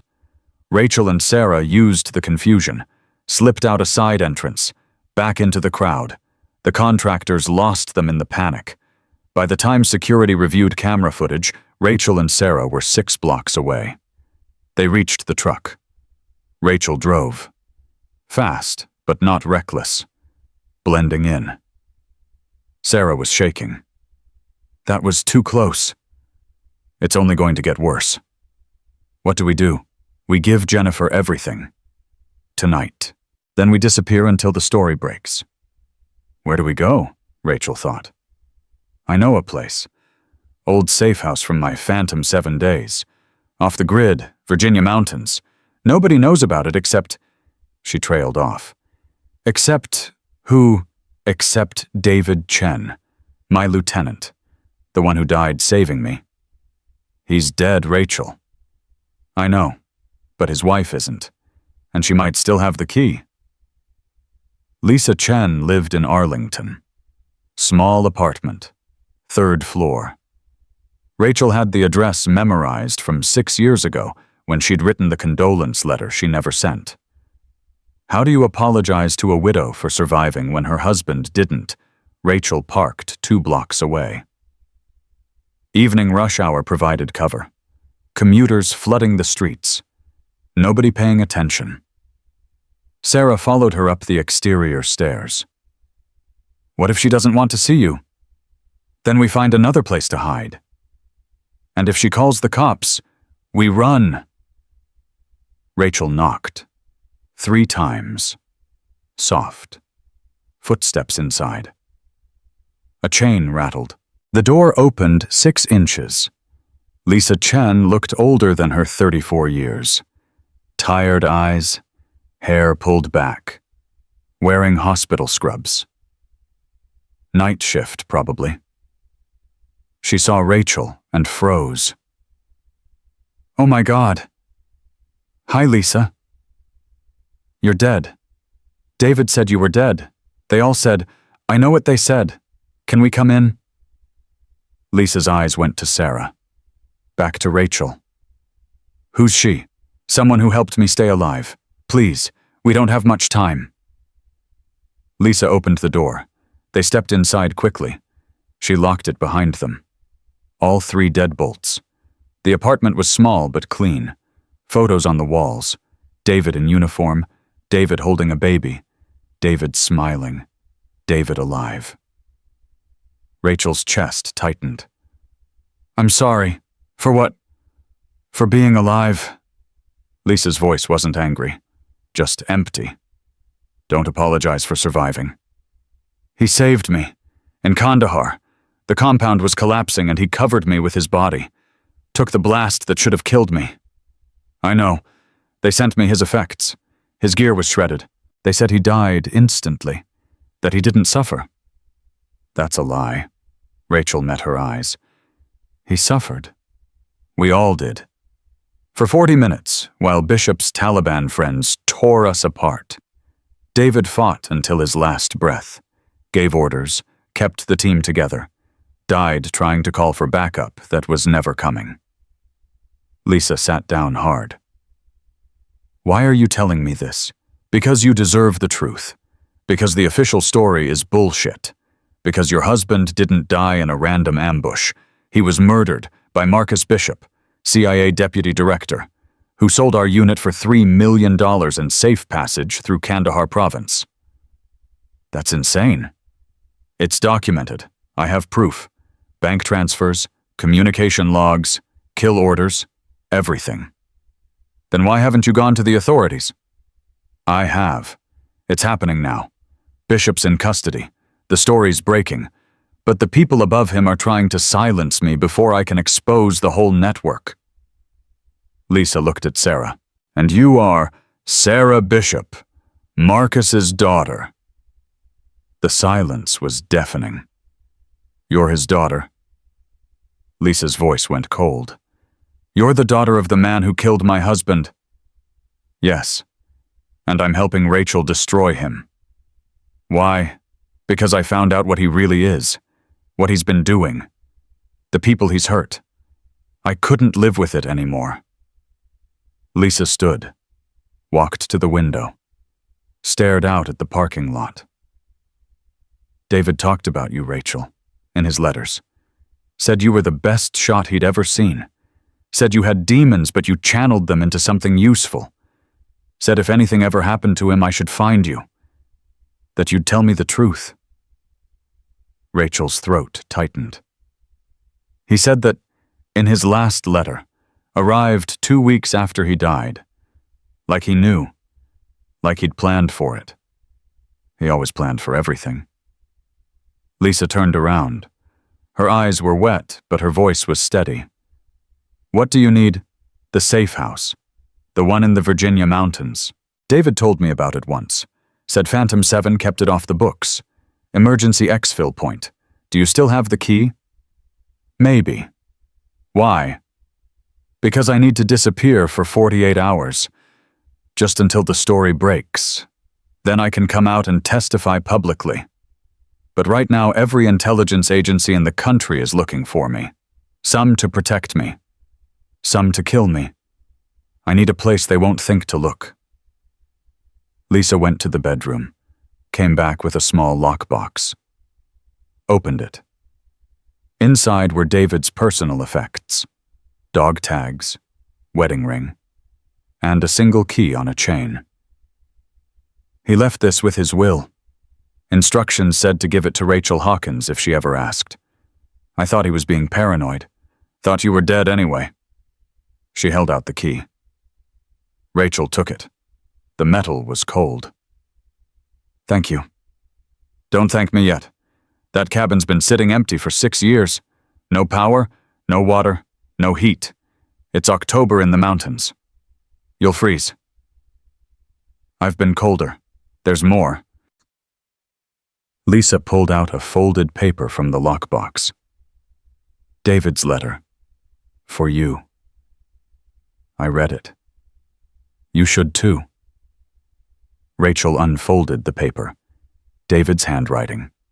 Precise. Military. Rachel, if you're reading this, I'm dead and you're not. Good. That means the plan worked.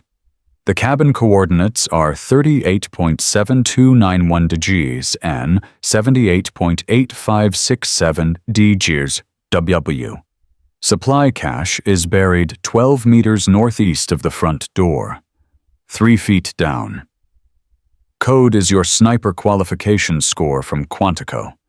The cache has weapons, ammo, med supplies, and encrypted comms gear. Enough for 30 days off-grid. Use it. Survive. And when you're ready, finish what we started. Bishop needs to answer for what he's done. Don't trust military intelligence.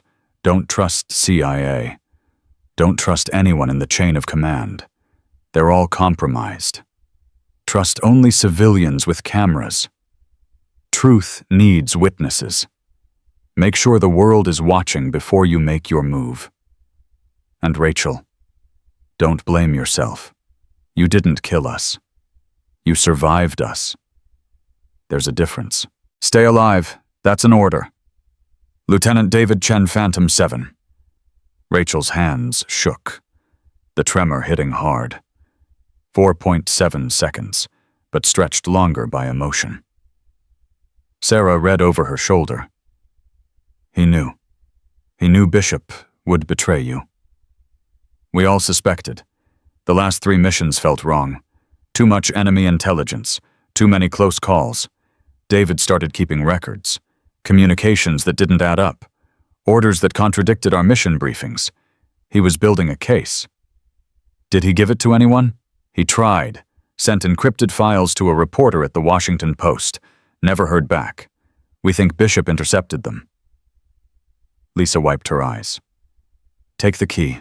Take whatever you need. Just promise me something. What? When you testify, when you go public, say David's name. Tell people what he did. That he tried to stop it. That he died protecting his team. I promise. And Rachel, don't die. David would be pissed if you survived Kandahar just to get killed in Virginia. Rachel almost smiled. I'll do my best.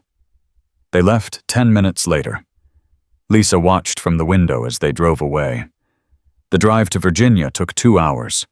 Rachel stayed off highways, used back roads, checked mirrors constantly. No tails, no surveillance. Either they'd lost their pursuers, or the pursuers were waiting at the destination. Sarah dozed in the passenger seat, exhausted. She'd been running on adrenaline for 18 hours. Rachel let her sleep. Kept driving. The roads got narrower, more rural, civilization dropping away. At 2100 hours, they reached the coordinates, a dirt road barely visible through overgrown brush. Rachel turned onto it. The truck bounced over ruts and rocks. 2 miles later, the cabin appeared. Small. 1 room, probably. Logs weathered gray. Roof sagging. Windows dark. Exactly the kind of place you'd drive past without noticing. Perfect. Rachel parked behind the cabin, out of sight from the road. Killed the engine. Sarah woke up. We here? Yeah, stay in the truck. I'm clearing the cabin first. What if someone's inside? Rachel pulled her Glock. Then they're having a bad night. She approached the cabin carefully, circling, checking windows. No light, no movement, no fresh tracks in the dirt. The front door was padlocked. Rachel used Lisa's key. The lock opened with a click that sounded too loud in the silence. She pushed the door open. Led with the pistol. Empty. Just like Lisa said. 1 room, fireplace, old furniture covered in dust, camping gear in the corner, no power, no running water. But there was a hand pump outside and enough firewood stacked under a tarp to last a week. Rachel cleared the cabin, checked for surveillance devices, found none. Either it was clean or the tech was good enough she couldn't spot it. She went back outside. Clear. Bring the bags. Sarah grabbed their go-bags. Rachel found a shovel in the camping gear, started measuring 12 meters northeast of the front door. The ground was hard, rocky. She dug anyway. 3 feet down, the shovel hit something solid. Metal. Rachel cleared the dirt. A military-grade supply cache. Watertight. She broke the seal. Entered the code. Her Quantico score, 297 out of 300. The cache opened. Inside 2 M4 carbines, 12 magazines, 800 rounds of ammunition, medical supplies, MREs, water purification tablets, cold weather gear, and a satellite phone in a Faraday cage. David had planned for everything. Rachel carried the cache inside. Sarah was trying to start a fire in the fireplace. Let me. Rachel took over. Had flames going in 3 minutes. The cabin started warming up. They ate MREs in silence, beef stew that tasted like cardboard and regret, but it was hot and filling. Sarah checked her watch. It's 2200. Jennifer's expecting us at 2000. She's going to think we bailed. I sent her a message from a burner, told her to wait. We'll contact her when it's safe. What if she doesn't wait? She will. This is the story of her career. She's not walking away. Rachel set up the satellite phone. Military-grade encryption. Untraceable. She powered it on, waited for it to connect. 3 bars. Good enough. She dialed Jennifer's number. Jennifer answered immediately. Hawkins, where the hell are you? You were supposed to be here 3 hours ago. Change of plans. We had company at the memorial. Had to relocate. What kind of company? The kind with guns and no badges. Private contractors. Someone sent them to grab me. Who? Working Theory Morrison. She realized I have evidence that links her to Bishop's operations. She can't let that go public. So, what's the plan? I'm sending you everything tonight. Encrypted files, financial records, communications, Morrison's payments, the whole network. You publish it all. Tomorrow morning. Front page, no holding back. That's a lot of information to verify in 12 hours. You've been investigating this for 6 years. You know what to look for. Trust your instincts. Silence on the line. Then, okay, send it. But Hawkins, if this blows up in my face, if the information's wrong or fabricated. It's not. I've triple-checked everything. So has Sarah. This is solid. Sarah Bishop's daughter. Yeah, she's the one who got me access to his files. She's risking everything for this. I want to interview her, on the record. You can. After the story breaks, after we're safe. Right now she's a target just like me. Understood. Send the files. I'll start verification. Rachel hung up, pulled out a laptop from the supply cache. Military grade, encrypted. She connected it to the satellite phone, started uploading files to Jennifer's secure server. 6 years of evidence, hundreds of documents, financial records, communication logs, kill orders, photos, everything. The upload would take 2 hours. Sarah watched the progress bar. This is really happening. Yeah. Tomorrow morning, the whole world knows what my father did, what Morrison did, what the CIA's been covering up. You having second thoughts? No, just processing. My whole life I thought I knew who my father was, thought he was a hero, and now I'm the one exposing him as a murderer. You're not exposing him. You're telling the truth. There's a difference. Is there, because it feels the same? Rachel sat beside her. When I was in Pakistan, after Kandahar, I spent 6 months in a hospital bed thinking about revenge, about killing Bishop, about making him suffer the way my team suffered. That's all that kept me alive. Pure hate. What changed?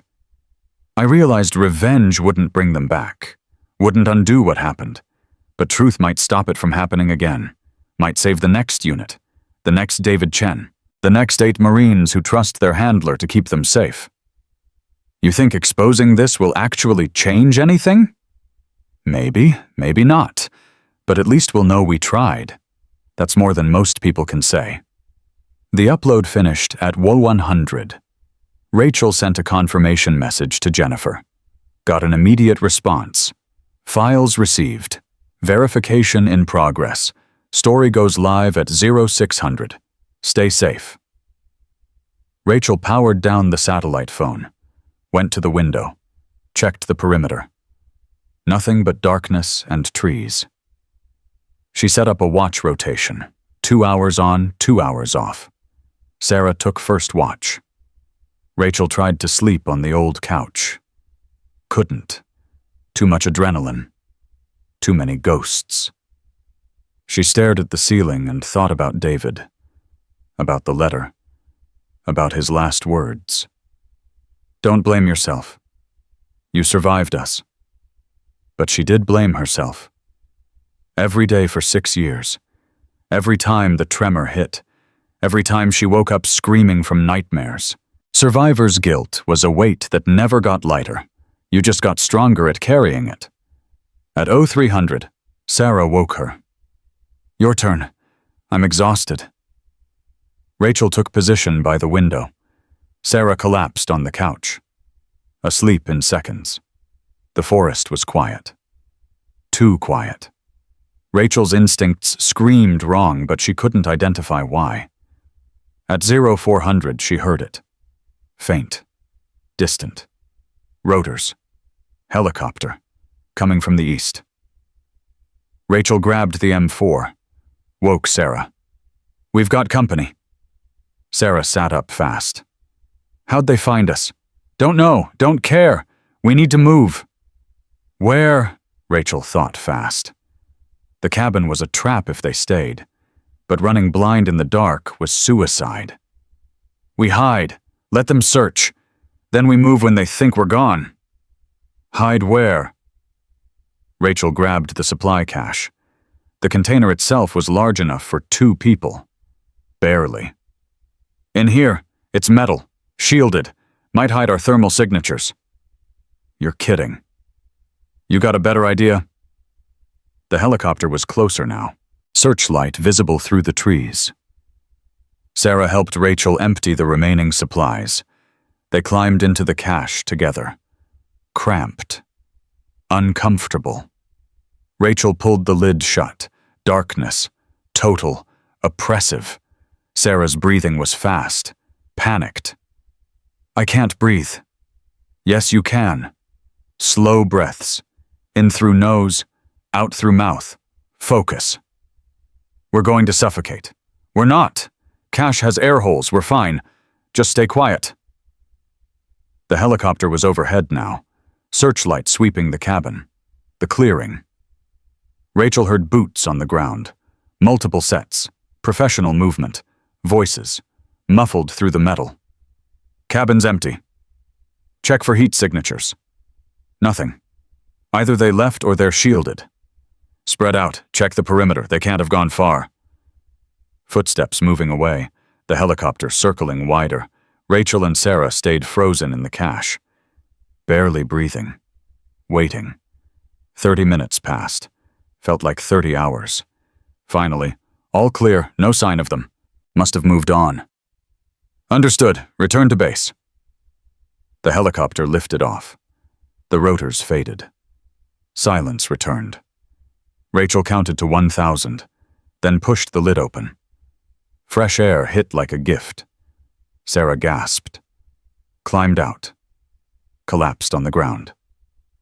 That was too close. It's only going to get worse. Rachel grabbed their bags. We need to move. They'll be back with ground teams. Where do we go? Rachel checked her watch. 0500. 1 hour until Jennifer's story went live. We find a town, public place, coffee shop with Wi-Fi, somewhere with witnesses. We wait for the story to break. Then we go loud. Press conference, live stream, everything. Make it impossible for them to silence us. They almost caught us in a metal box. Almost doesn't count. They packed fast, took the weapons, the go bags, left everything else. Rachel led them into the forest. No trail. Just navigation by instinct and training. They walked for 2 hours. Cold. Tired. But alive. At 0700, they hit a 2-lane highway, flagged down a passing truck. The driver was an old man. Farmer, probably. You girls okay? Car break down. Something like that, Rachel said. Any chance you're heading toward town? Woodstock's about 15 miles. I can drop you there. That'd be perfect. They climbed into the truck bed. The old man didn't ask questions. Probably thought they were hikers who got lost. He dropped them in Woodstock. Small town, Main Street. Coffee shop with a neon open sign. Perfect. Rachel and Sarah went inside. Ordered coffee. Found a corner table with a view of the door. Rachel pulled out a burner phone. Checked news sites. There. Front page. ProPublica. Betrayed. How CIA Deputy Director Marcus Bishop sold elite Marine unit to Taliban for profit cover-up, reaches highest levels of military intelligence. Below it, Jennifer's byline, and a photo of Rachel in uniform, young, alive, before everything went to hell. Sarah read over her shoulder. It's out. The whole story. Rachel scrolled through the article. Jennifer had done her job. Every detail. Every transaction. Morrison's payments. Bishop's kill orders. The network funding it all. Comments were already flooding in. Thousands. Demanding investigations. Demanding accountability. Demanding justice. Rachel's phone buzzed. Text from Jennifer. Story's viral. CNN wants you for an interview. So does Fox, MSNBC, BBC, everyone. When can you talk? Rachel typed back. Now, set up a live feed. I'm ready to tell everything. Jennifer responded immediately. Link coming. Go live in 10 minutes. Don't hold back. Rachel looked at Sarah. You ready for this? No, but let's do it anyway. The link arrived. Rachel opened it. Video conference. Split screen. Jennifer in a studio. Rachel in a coffee shop. We're live in 3, 2, 1. Jennifer's professional voice. This is Jennifer Moss for ProPublica. I'm joined by Rachel Hawkins, formerly Staff Sergeant Hawkins of the United States Marine Corps, call sign Phantom 7. Rachel, thank you for speaking with us. Rachel looked into the camera, into the eyes of millions of people watching. Thank you for giving me the chance to tell the truth. Let's start at the beginning. September 17th, 2019. Kandahar. Tell us what happened. Rachel took a breath. The tremor hit. 4.7 seconds. But this time she didn't hide it. My unit was betrayed by Marcus Bishop, CIA Deputy Director. He sold us to the Taliban for $3 million. Gave them our coordinates, our patrol routes, our extraction points. And when they hit us when they killed my brothers and sisters, he made sure no backup was coming. Made sure we died alone. And you survived. By luck. By the sacrifice of Lieutenant David Chen, who covered me with his body when the compound collapsed. He died so I could live. And I spent 6 years trying to make that mean something. Is that why you came forward now? Why you made that impossible shot at Camp Pendleton? I came forward because I'm tired of letting the guilty hide behind classification and clearance levels. Because 8 Marines died and their families deserve the truth. Because it's still happening. Bishop's network is still active, still running black operations, still profiting from betrayal. And I'm done letting them get away with it. Jennifer leaned forward. What do you want people to know? Rachel looked directly into the camera. I want people to know that your government can kill you and call it classified, can betray you and call it national security, can erase you and call it necessary. And I want people to demand better, demand accountability, demand truth, because the next unit to die might have someone you love in it. What happens to you now? I don't know. Maybe I testify before Congress. Maybe I disappear again. Maybe they finally succeed in killing me. But at least the story's out. At least people know. That's worth dying for. Rachel Hawkins, thank you for your courage. Thank you for listening. The feed ended. Rachel set down the phone. Her hands were shaking. Not from fear, from release. 6 years of carrying the truth. 6 years of hiding. 6 years of being dead. Finally over.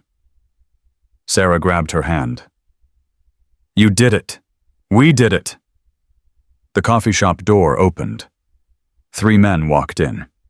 Suits, federal agents probably, but they didn't draw weapons, didn't approach aggressively. The lead agent stopped 10 feet away. Ms. Hawkins, my name is Special Agent Thomas Chen, FBI. I'm David Chen's brother. Rachel stood slowly. David never mentioned. He kept his family separate from his work, for safety. But I've been tracking Bishop for 3 years, ever since I found out what really happened to my brother. Your interview just gave me everything I need for a federal indictment. You're arresting me. No, I'm protecting you. You're a federal witness now, the most valuable one we've got, and I'm making damn sure you live long enough to testify. Rachel looked at Sarah, then back at Agent Chen. What about General Morrison? Already in custody, arrested 30 minutes ago. Bishop's lawyering up, but it won't matter. With your testimony and the evidence you provided, we've got enough to bury them both. And everyone above them. How high does it go? Deputy Secretary of Defense, 3 senators, 2 major defense contractors, and about 40 mid-level intelligence officers who looked the other way. This is the biggest intelligence scandal since Iran-Contra. You just brought down an empire. Rachel sat back down, the weight finally lifting. David would be proud. He'd be pissed you took so long. But yeah, he'd be proud. Agent Chen's team secured the coffee shop, set up a perimeter, called in additional support. Within an hour, Rachel and Sarah were in federal protective custody. Safe, alive, free. The story exploded across every media outlet. Congress announced emergency hearings. The president promised a full investigation. The Department of Defense launched an internal review. And in a small coffee shop in Woodstock, Virginia, Rachel Hawkins finally allowed herself to believe it was over. That justice might actually exist, that David's sacrifice hadn't been in vain. She looked at the pink rifle case sitting beside her, the weapon that started everything, the impossible shot that changed everything. And she smiled. Because sometimes the deadliest weapon isn't the one you take seriously, it's the one you laugh at until it's too late. The congressional hearing room smelled like old wood and power. Rachel sat at the witness table 3 months later. February cold, seeping through the windows, her hands in her lap, the tremor steady. 4.7 seconds. Behind her, the gallery was packed. Press. Veterans. Families of the fallen. Lisa Chen sat in the front row holding a photo of David in uniform. The committee chairman banged his gavel. Senator William Hartley, 60-something, former Army Ranger, face like carved granite. This hearing will come to order. We're here today to investigate Operation Phantom Protocol, the systematic betrayal of United States Marines by elements within the Central Intelligence Agency and the Department of Defense. Ms. Hawkins, you're under oath. Do you understand? Yes, Senator. Then let's begin. Tell us about September 17th, 2019. Rachel had told this story 100 times. To FBI agents, to military investigators, to journalists. Each time it got a little easier, and a little harder. My unit Phantom 7 was conducting reconnaissance in Kandahar province. We'd been tracking Taliban supply routes for 3 weeks. Our handler was Marcus Bishop, then station chief for CIA operations in Afghanistan. And something went wrong that night. Everything went wrong. At 0300 hours, we were hit by a coordinated Taliban assault. RPGs, small arms. They knew exactly where we'd be, exactly when, exactly how many of us there were. You believe this was intentional? I know it was, because Bishop had sold us, given the Taliban our position in exchange for safe passage for his other operations and $3 million in cryptocurrency. Senator Hartley leaned forward. That's a serious accusation. It's a documented fact. The financial records prove it. The communication logs prove it. Bishop's own testimony proves it. Bishop claims he was following orders from higher up the chain, that he was implementing approved covert operations protocol. Rachel's jaw tightened. Then whoever gave those orders should be sitting where he is, in a federal prison awaiting trial. Murmurs rippled through the gallery. The chairman banged his gavel. Order! Ms. Hawkins, you survived that attack. 8 of your unit members didn't. Can you tell us about them? Rachel pulled out a folded paper, the names she'd carried for 6 years. Lieutenant David Chen, 28. Died covering my position during the compound collapse. Staff Sergeant Marcus Williams, 32. Killed while providing suppressing fire so others could evacuate. Corporal Jennifer Martinez, 24. Bled out from shrapnel wounds. Sergeant First Class Robert Thompson, 37. Executed after capture. Specialist Amy Foster, 21. Died from burns when they set the compound on fire. Lance Corporal James Park, 23. Shot while attempting to call for backup. Private First Class Michael Reeves, 19. Killed in the initial assault. And Corporal Sarah Jackson, 26. Died from her injuries 3 hours into the attack. Her voice never wavered. Each name a bullet. Each name a promise kept. These weren't just soldiers, Senator. They were people. With families. With futures. And they died because someone decided their lives were worth less than $3 million and political convenience. Senator Hartley nodded slowly. Thank you for that.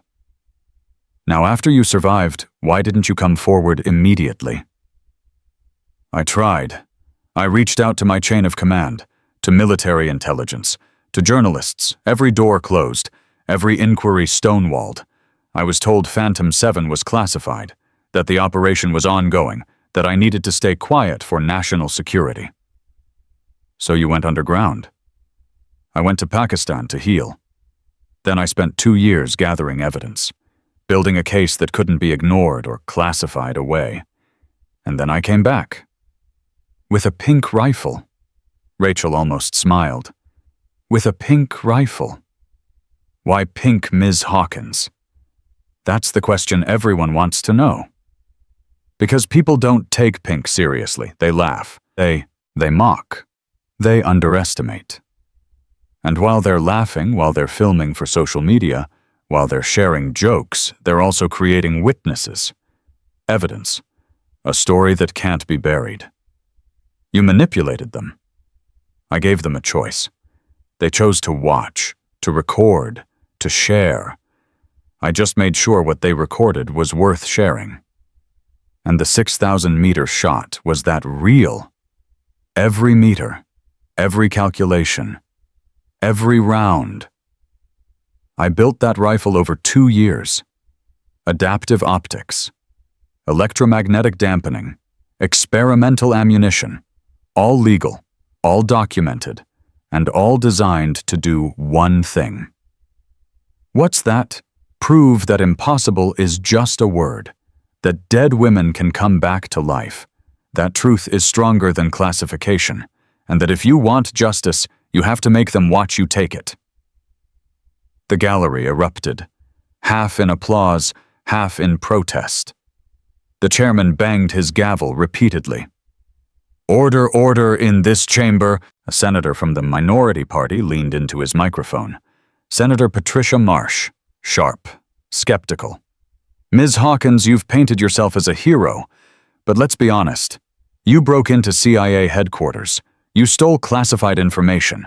You engaged in a firefight with federal contractors on a military base. You evaded federal custody for weeks. These are crimes. Yes, ma'am, they are. So you admit you're a criminal. I admit I broke laws, but I don't admit I'm a criminal. There's a difference. Explain that difference. Rachel met her eyes. A criminal breaks laws for personal gain.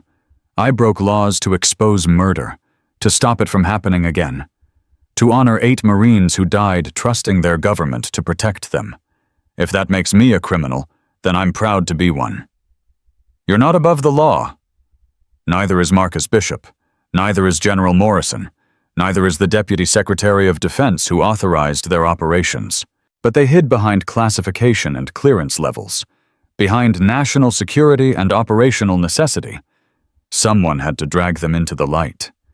That someone was me. Senator Marsh sat back. You've created a precedent. Now every soldier with a grievance can claim they're exposing corruption, can steal classified material, can take justice into their own hands. Good. Maybe that'll make the people in power think twice before they betray the people who serve them. The gallery erupted again. This time the chairman let it go for a moment. Let the emotion breathe. Then the gavel. Order.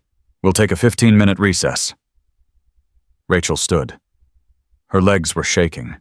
Not from fear, from exhaustion, from the weight of carrying this for so long. Agent Thomas Chen approached. You're doing great. I'm pissing off half the committee. The half that needs to be pissed off. The other half is ready to give you a medal. I don't want a medal. I want accountability. You're getting it. Bishop's trial starts next month. Morrison's cooperating for a reduced sentence. They've already indicted 17 others in the network. This is happening because of you. Sarah appeared beside them. She'd been sitting in the back. Quiet. Supporting. Rachel, there's someone who wants to meet you. Who? Madison Brooks, the influencer who filmed you at Pendleton.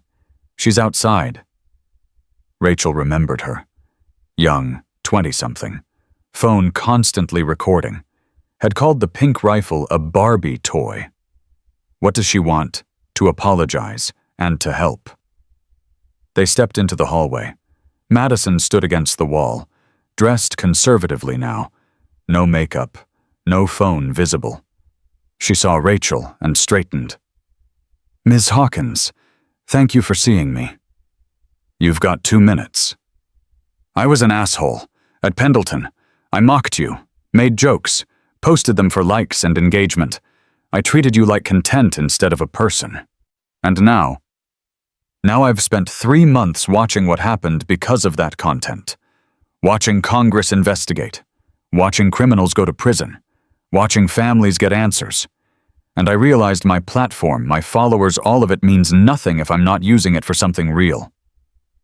So you want to use me for redemption content?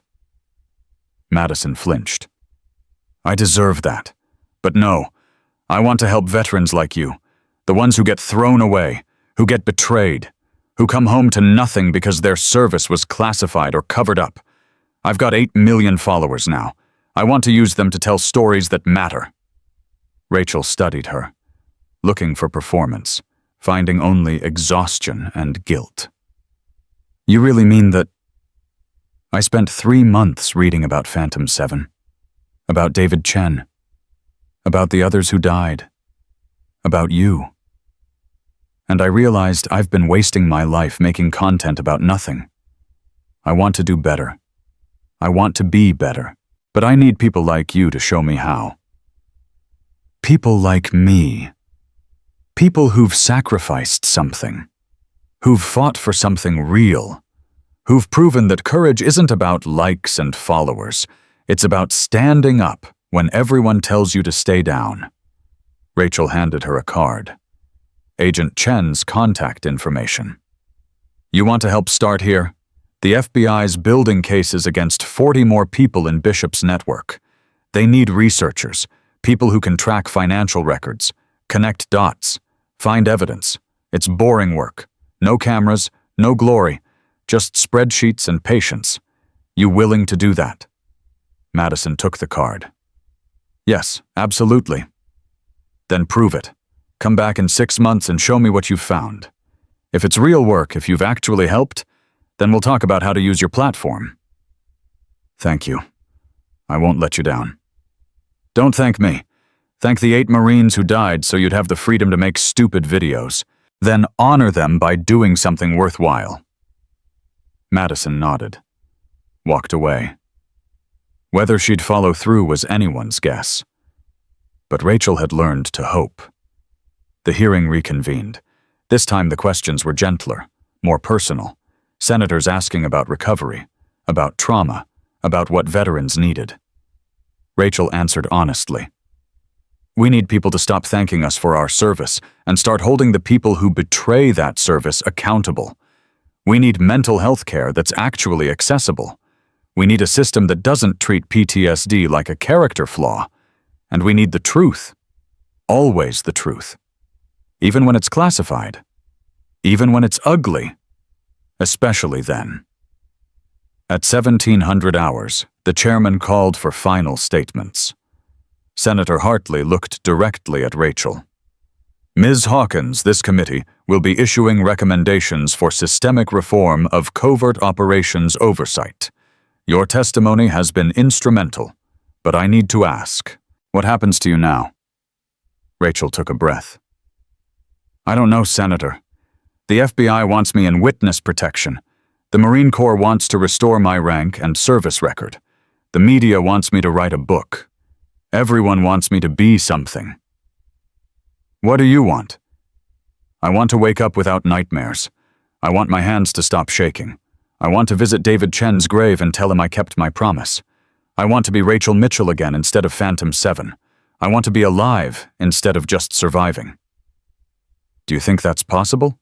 I think I'm going to find out. The hearing adjourned at 1800 hours. Rachel walked out to find Rodriguez and Sullivan waiting in the hallway, both in dress blues, both grinning.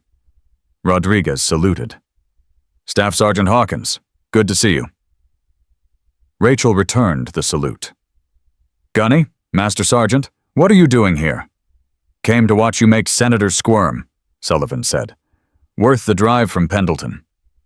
How's the range? Different. The long plate's got a plaque now. In honor of Staff Sergeant Rachel Hawkins and Phantom 7. Impossible is just a word. Gets a lot of visitors. And the Marines who were there that day? Rodriguez smiled. Every single one of them volunteered to testify on your behalf if needed. You've got an army, Rachel. Don't forget that. I won't. Oh, and this. Rodriguez pulled out a patch. Phantom 7. Black Phoenix with a number 7. We had them made, for the unit, for the families, so people remember. Rachel took the patch. Her hands were shaking. 4.7 seconds. Thank you. Thank you. For reminding us what the uniform actually means. They walked out together, into February cold, into cameras and reporters, into a world that finally knew the truth. Lisa Chen was waiting by Rachel's car. She looked different. Lighter somehow.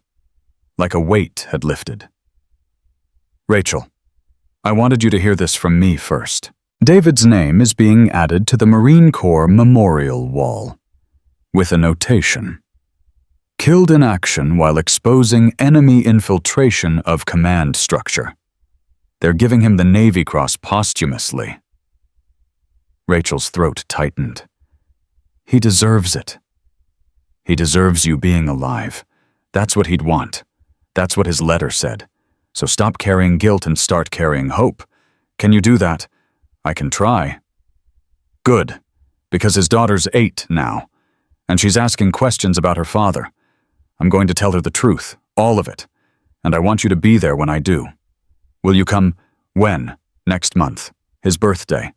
We're having a memorial service. Real one this time. Not the lies they told us 6 years ago. Real truth. Real honor. Real closure. I'll be there. Lisa hugged her. He'd be so proud of you. You know that, right? I'm trying to believe it. Sarah was waiting by her own car. Federal agents had given her protective detail, too. She'd testified against her father. Against Morrison. Against everyone. Some families survived that. Some didn't. Time would tell. You okay? Rachel asked. No, but I will be. My therapist says I'm processing appropriately, whatever that means. It means you're healing. Are you? Rachel looked at her hands. The tremor steady. Reliable. 4.7 seconds. I'm learning to live with the scars? That's something. What's next for you? The FBI wants me to consult. Train agents on how to identify intelligence community corruption. Sullivan wants me to teach long-range shooting at Quantico. Book publishers keep calling. Everyone wants a piece of the woman with the pink rifle. What do you want? Rachel thought about that. Really thought. I want to go back to Kandahar, to the compound where we died. I want to stand there and tell David and the others that I kept my promise, that justice happened, that their deaths meant something. When will you go? When I'm ready. Might be next month, might be next year, might be never. But I need to at least try. Want company? Rachel smiled. Yeah, I think I do. They said goodbye. Sarah drove off with her detail. Rachel got in her truck. The pink rifle case lay across the back seat where it always did. She pulled out of the parking garage into DC traffic, heading toward a safe house, toward another debrief, toward whatever came next. Her phone buzzed. Text from Jennifer Moss. Article just won the Pulitzer. Thank you for trusting me with your story. Rachel smiled. Typed back, thank you for telling it right. Another text. This one from Tyler Webb, the young Marine who'd mocked her at Pendleton. Ma'am, I'm applying to Scout Sniper School because of what you showed us. That discipline and precision matter more than ego. Thank you for the lesson. I won't forget it. Rachel replied, good luck. Remember, impossible is just a word. The sun was setting over the Capitol, pink and orange light cutting through winter gray. Rachel drove west, away from hearings and testimony, away from cameras and reporters, toward something she hadn't felt in 6 years. Peace. Maybe. Or at least the beginning of it. Her hands shook. 4.7 seconds. The rhythm that had kept her alive through Pakistan, through 2 years of evidence gathering, through the impossible shot, through everything. She used to think the tremor was weakness, a scar from trauma that marked her as broken. Now she understood it differently. It was a metronome, a heartbeat, a reminder that she was still here, still fighting, still breathing, still alive when 8 others weren't. And that came with responsibility, to tell their stories, to honor their sacrifice, to make sure their deaths bought something more than $3 million and a cover-up. Rachel pulled over at a gas station, filled up, bought coffee that tasted like hot regret. Standing in the parking lot, she pulled out her phone one more time, dialed a number she'd saved 6 years ago, but never called. Her mother answered on the 3rd ring. Hello? Mom, it's Rachel. Silence, then crying. Oh my God. Baby, is it really you? Yeah, Mom, it's really me. They told me you were dead. 6 years ago. I buried an empty casket. I mourned you. And now you're alive. It's complicated. But yes, I'm alive. And I'm sorry I couldn't contact you before. I'm sorry for everything. Where are you? DC. Just finished testifying before Congress. I've been watching, on the news, my daughter, my baby girl, taking on the government, making them answer for what they did. I'm so proud of you, and so angry it took this for them to listen. Will you let me visit? When things settle down, when I'm safe. You come home right now, right this second. I don't care about safe. I care about seeing my daughter. Rachel wiped her eyes. I'll be there next week. Promise. I'm holding you to that. Rachel, I love you. I never stopped. I love you too, Mom. She hung up. Got back in the truck, drove north toward Pennsylvania, toward home, toward a mother who'd grieved a daughter who'd never actually died, toward reconciliation, toward family, toward whatever came after surviving. The pink rifle case rattled in the back seat. Rachel glanced at it in the rearview mirror. That rifle had started everything.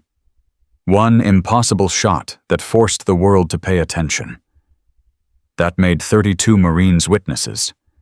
That made a dead woman real again. But it was more than just a weapon. It was a statement. A message. a promise. That strength comes in unexpected colors. That courage doesn't look like what you expect. That the most dangerous person in any room is the one everyone underestimates. And that truth, real truth, can't be buried no matter how hard they try. Rachel drove through the night, past the Capitol, past the monuments, past the places where power hid behind marble and ceremony. She'd faced that power, exposed it, dragged it into the light, kicking and screaming. And she'd survived. 8 others hadn't.